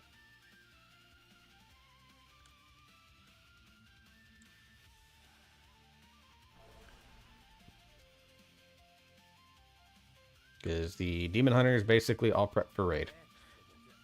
Is there really a city in Florida called World Golf Village? It's not a city; it's a attraction in the area. Okay. It's based out of Lake Buena Vista.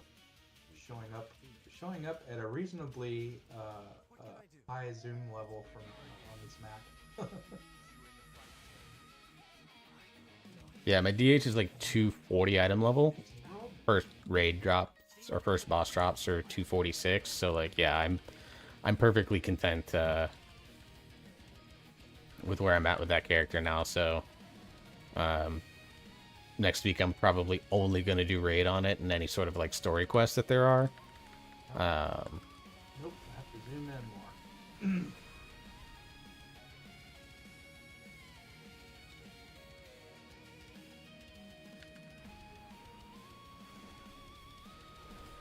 So it's going to be more focused on professions, and my other two kind of alts that I plan to play. This character's going to be strictly for fun. Because, I mean, I could main a warlock, I'm sure. I don't know in what world we would need one for this guild, because right now I've got 3 on my mythic team and I think 2 on the heroic team, so like there'd be no reason for me to do this other than just for fun. And the strategy with where you do all the zone story, where you do like all the delve quests and like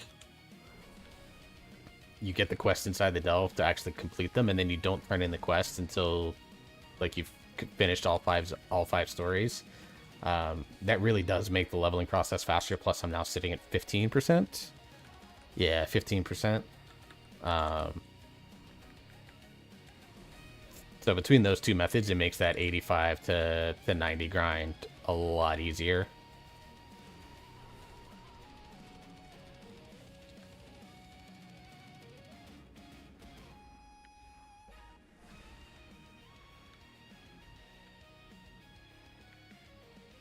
Yeah, so it obviously doesn't work for your mains, but it does work for your alts where, you know, you do all the zone stories, and even like the delves that you have to complete as part of the campaign story, you do them, but you get the quest, but you don't turn them in unless it's forced to for story purposes.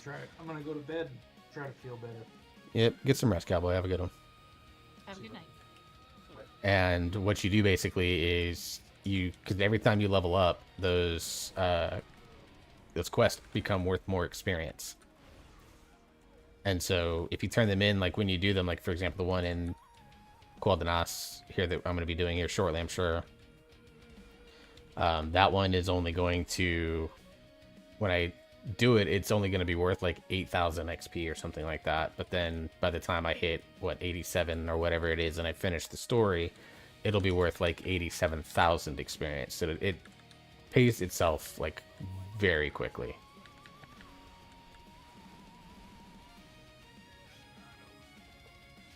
So yeah, if you're leveling alts, at least until time walking comes around late next month, or they decide to nerf the XP needed for, you know, mainly I think 87 to 90, I would definitely recommend that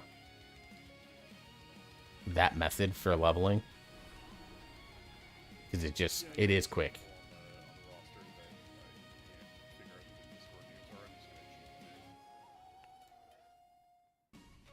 What are their names? Wiley Ann and Activity.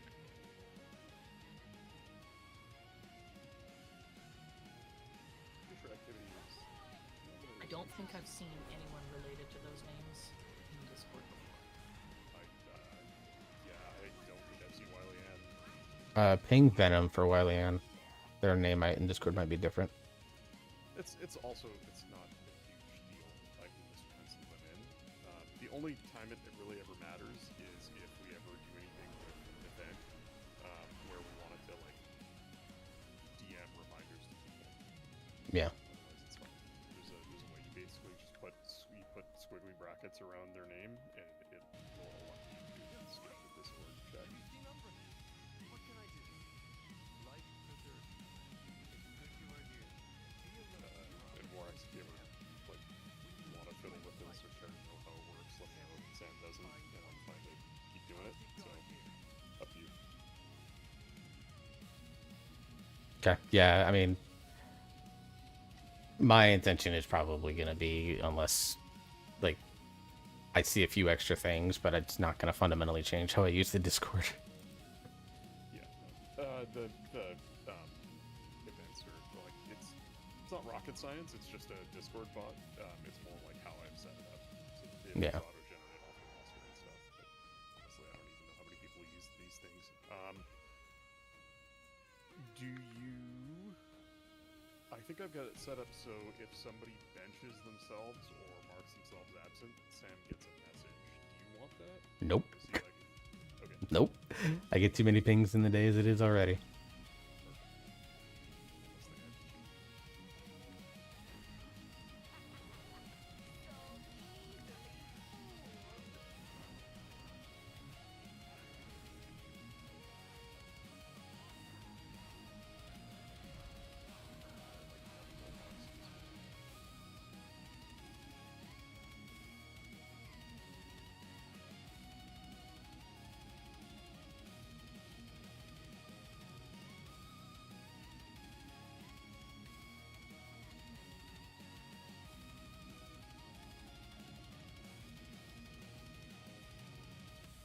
Something I did last season, and I'm not sure if there's really any value in it.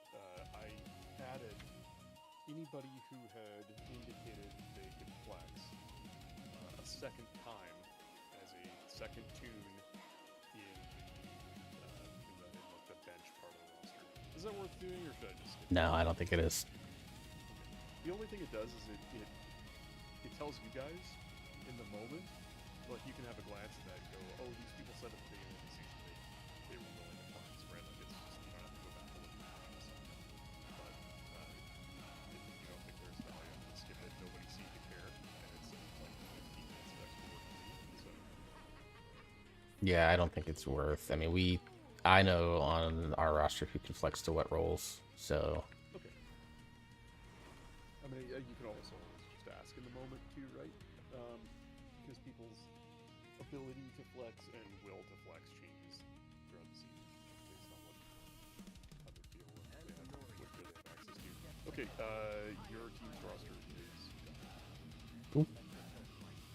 if you care to have a glance at it. Otherwise, we should publish next week's invites.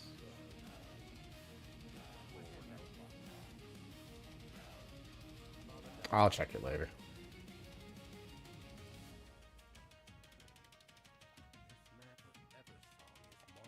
Easy for you because you don't get enough of these. I'll DM you a direct link to it. Enjoy. I've actually had to go through and clean out. I'm down to 9 people that I have active DMs with right now.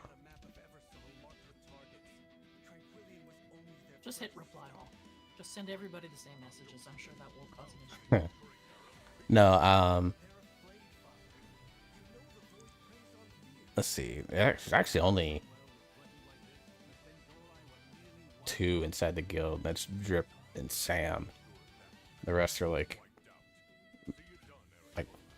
5 or 6 of my closest friends, and then I'm still getting, even though I've been posting up recruiting stuff, like not really gotten bites on that end, although I think right now our rosters are fine, so I'm gonna kind of sit on it and see.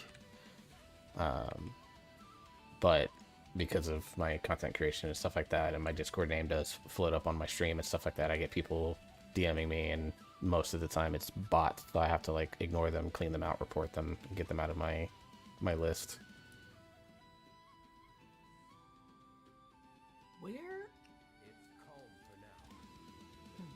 Where does one get the 246 helm?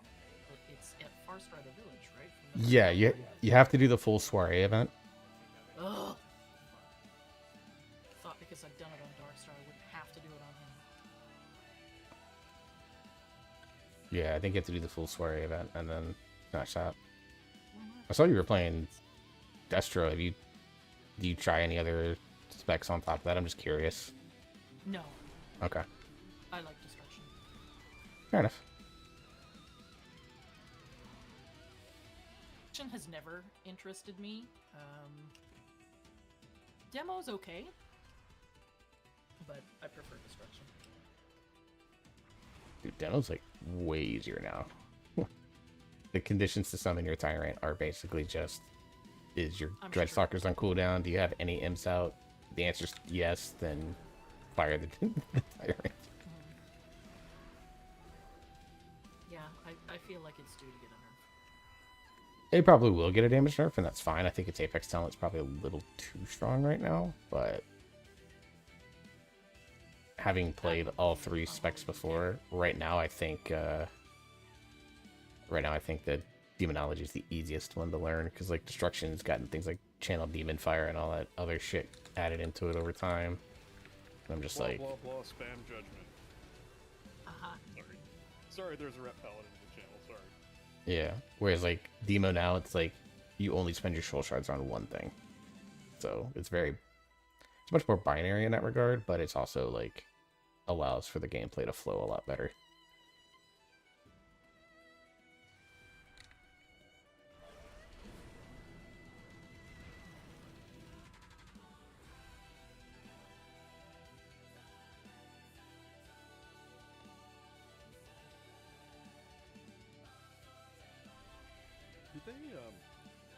Did Blizzard fiddle with like the base formulas for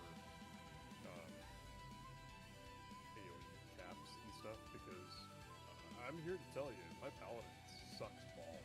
But if I can pull like 5 or 6 packs at once in a follower dungeon, dude, I do so much damage.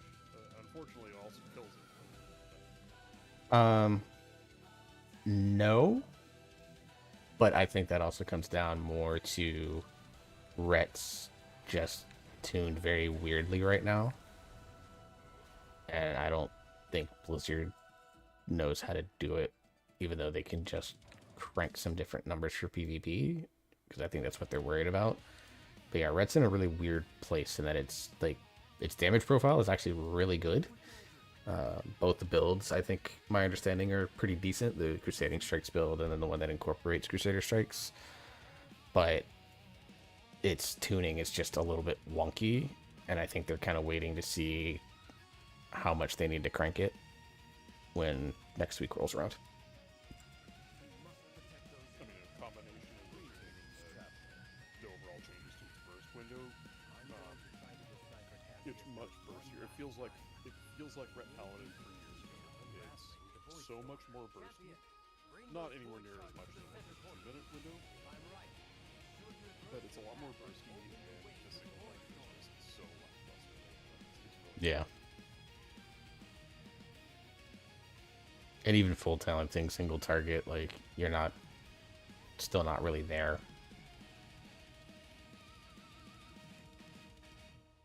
That's kind of what I fear about Havoc right now, is that like a lot of these fights will have ads that, from what I understand, have ads that you have to just like burst down randomly. So like Rep Paladin's going to be really good for that, because you just like save all your cooldowns, and then when the ads come out, burn wings go. But Havoc doesn't really have that. Cooking tacos for the hobby and nachos for me. Oh, that sounds so good. I had a sub. Yeah, I'll tell you what, when wings are up, even single target, I do pretty well. The problem is they've nerfed the individual holy power builders. Like Judgment and Blade of Justice do almost no damage. It's disgusting how little damage they do compared to what they used to be. It used to be every single button you push did something impactful, and now it's, they're just interim buttons you push until you get to your big thing. Yeah. Good, but even they're not very powerful without wings.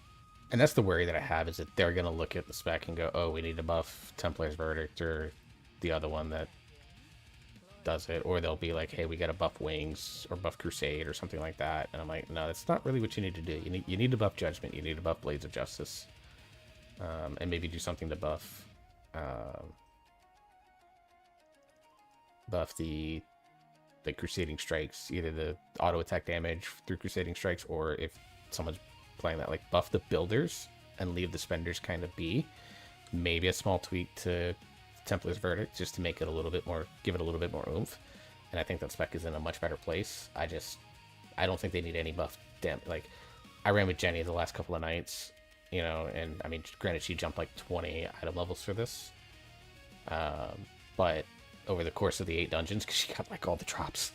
But like in AoE situations, she was keeping up with Wix and with Worm. And then, but like once we got to boss fights, if it was like a pure single target boss fight, she was struggling to keep up with, like, I was very close to keeping up with her. And I know she's not bad at ret, so it's not that. It's just like that's where the spec is at. This character is number 4. I'm playing Demonology Warlock, and hell yes, this spec is dumb.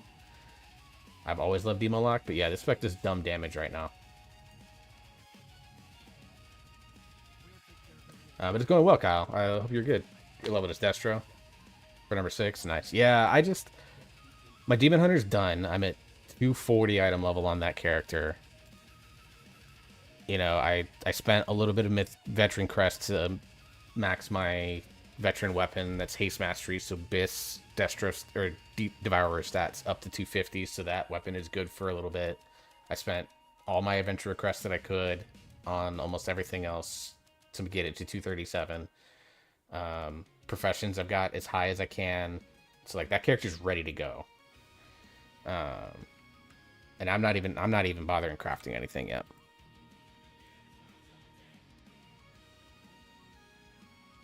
In Heroes, I'm keeping up on bosses, but when cooldowns are big, then it's big painful on AoE. Yeah, so like I said, it's in a really weird spot where it's like it feels like seriously reliant on what the fuck story is this? Are you writing on your Warlock, you think? Yeah.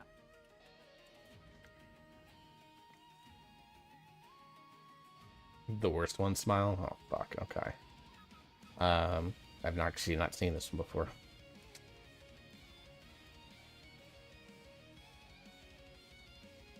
Let's do... Correct. I don't even know which ones are good yet, so I'm just gonna pick 2.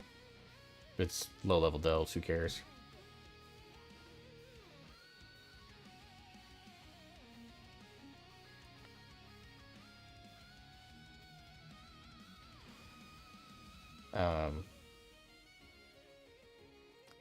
So like that character's done. No one really indicated that they needed me for... Where is this thing? What is Alex's rogue's name? Sapped. Touch me, baby. Oh, he changed it? No, you changed it, it's Sap. Oh, here it is. Duh. I'm stupid. Okay. So I gotta figure out how to do that, right?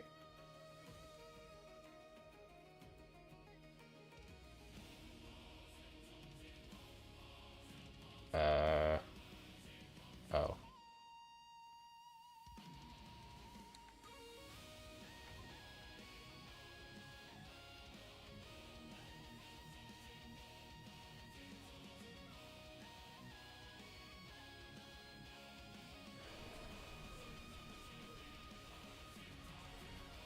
But no, I got like 5 Warband, like 220 hero drops doing stuff on my monk, and so I was like, well, let me pick a Clothy to level then.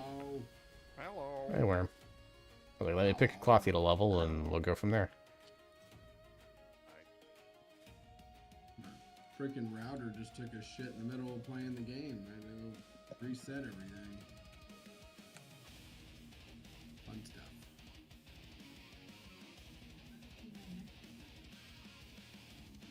It did.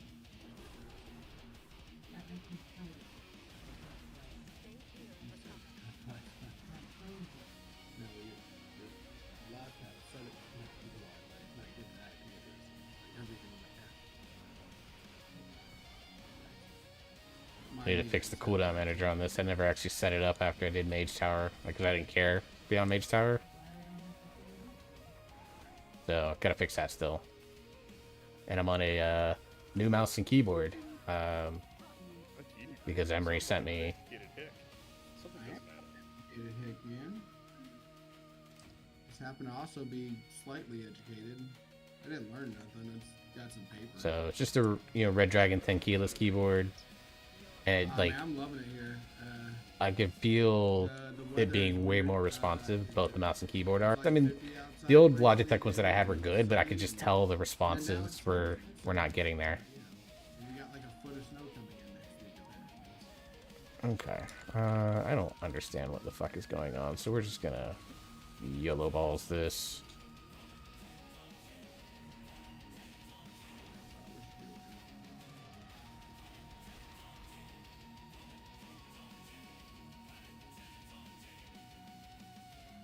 I turned on war mode and turned in all these delve quests, which give decent experience, a full level pretty much. But then I went running around in war mode, and that's different. I wouldn't advise it. I died a few times. My understanding is that happens. Yeah, it's like, you know, when you hit people, they hit you back. Dumb. Not everybody's targetable, and so I was, yeah, if I use Starfall, it hits everybody. I use any kind of AoE, it hits everybody. So I kept accidentally hitting people. I'm like, I'm just trying to quest, man. Like, come on. Let's get this done with.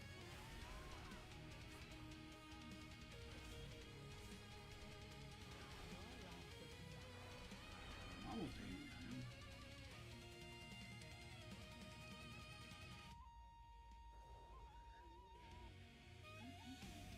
What sort of puzzle nonsense do I gotta do here? What the hell? Hello, big boy. Alright, let's see. We're gonna do this.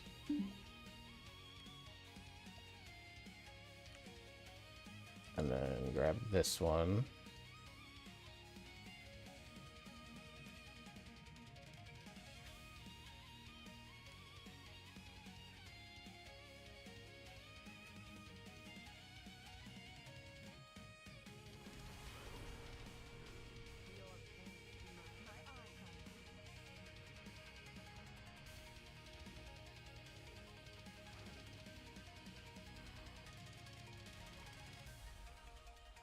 Let's nuke him.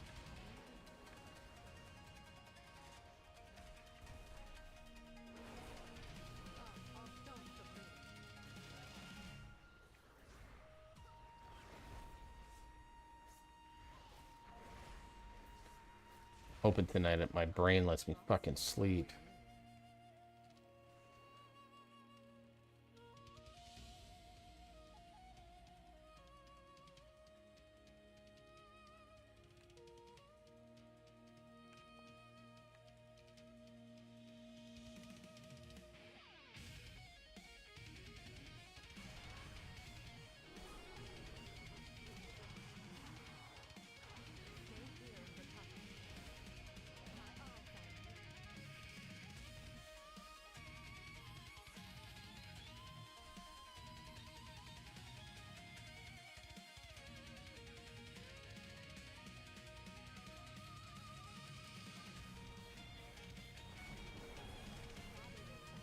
Dude, I don't. This story is like, what the fuck, man?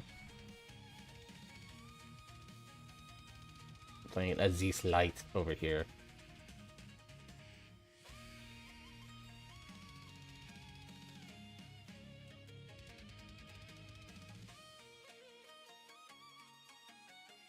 Assuming that's about right. Yeah, did that shit blind. Holy fuck.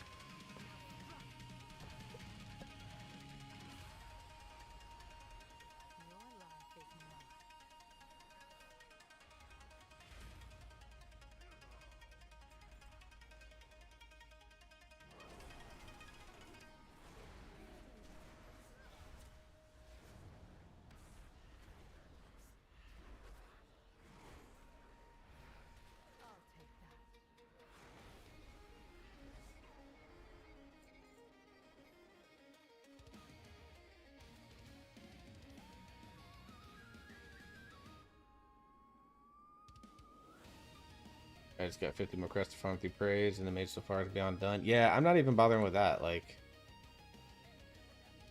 you know, I've hit the eye level that we required of our raid team, plus some. So I'm just like, yeah, like tomorrow I was gonna play more WoW, but I think tomorrow I might make it a Heroes of the Storm stream. Just play something different.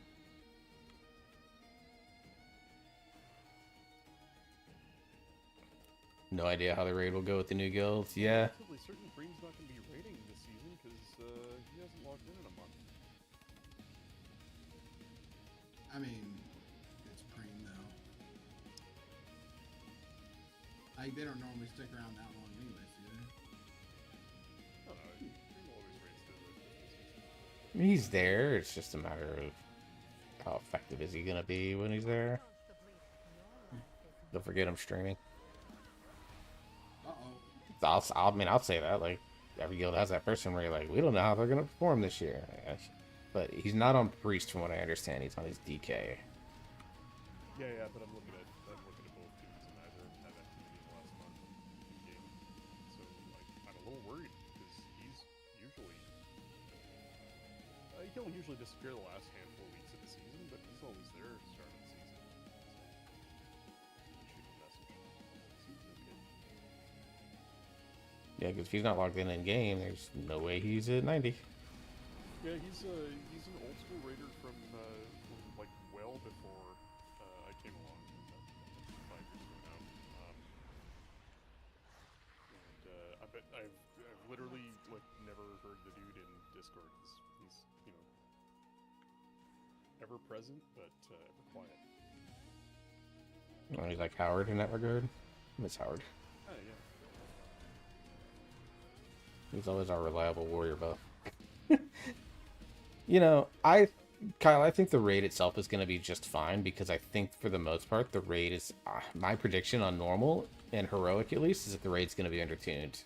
Maybe not the last boss for heroic because they always like to make those feel like a mythic boss.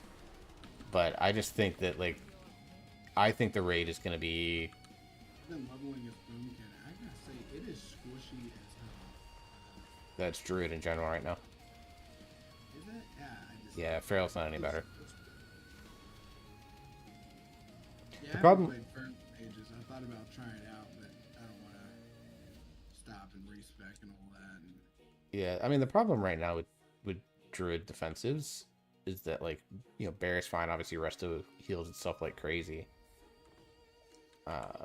But the DPS specs, they consider Bear form their major defensive.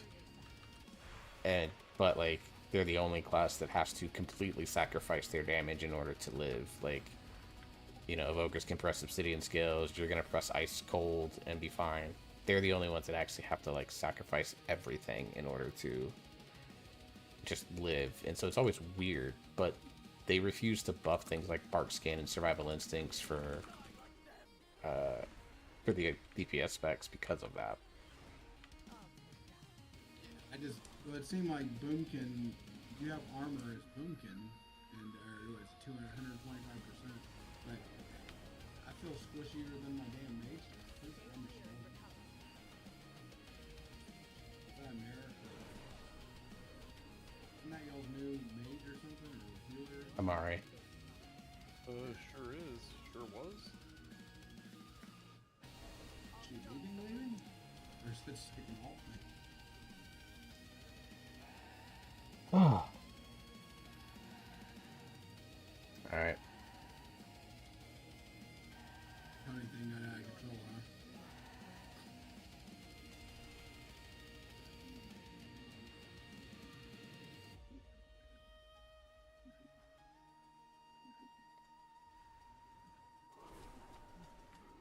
huh? Love random bullshittery.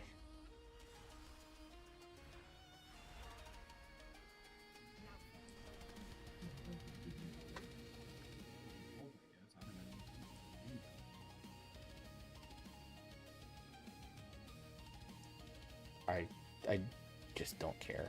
I know she told me what happened. I just, nope. That's all I got. Nope. I'm just leaving that alone. And Yep. Nope. I mean, people gotta do what they gotta do, man. I'm just. It's interesting to hear your reasonable take. Yeah. We're all adults and people do what they gotta do. So did she leave the guild then?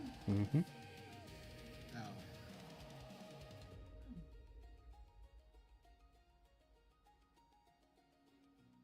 Oh, Jesus Christ. Okay, I just saw your message. Yep. I asked Tony.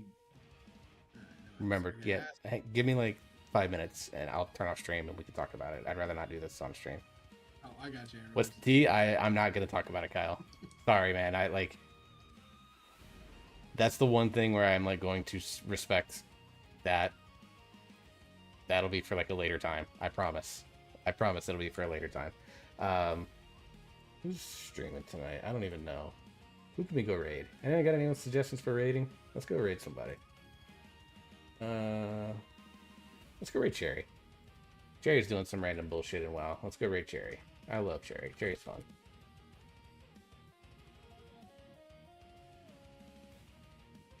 Come on. Stop raid. Come on. Twitch. Let's go raid Cherry.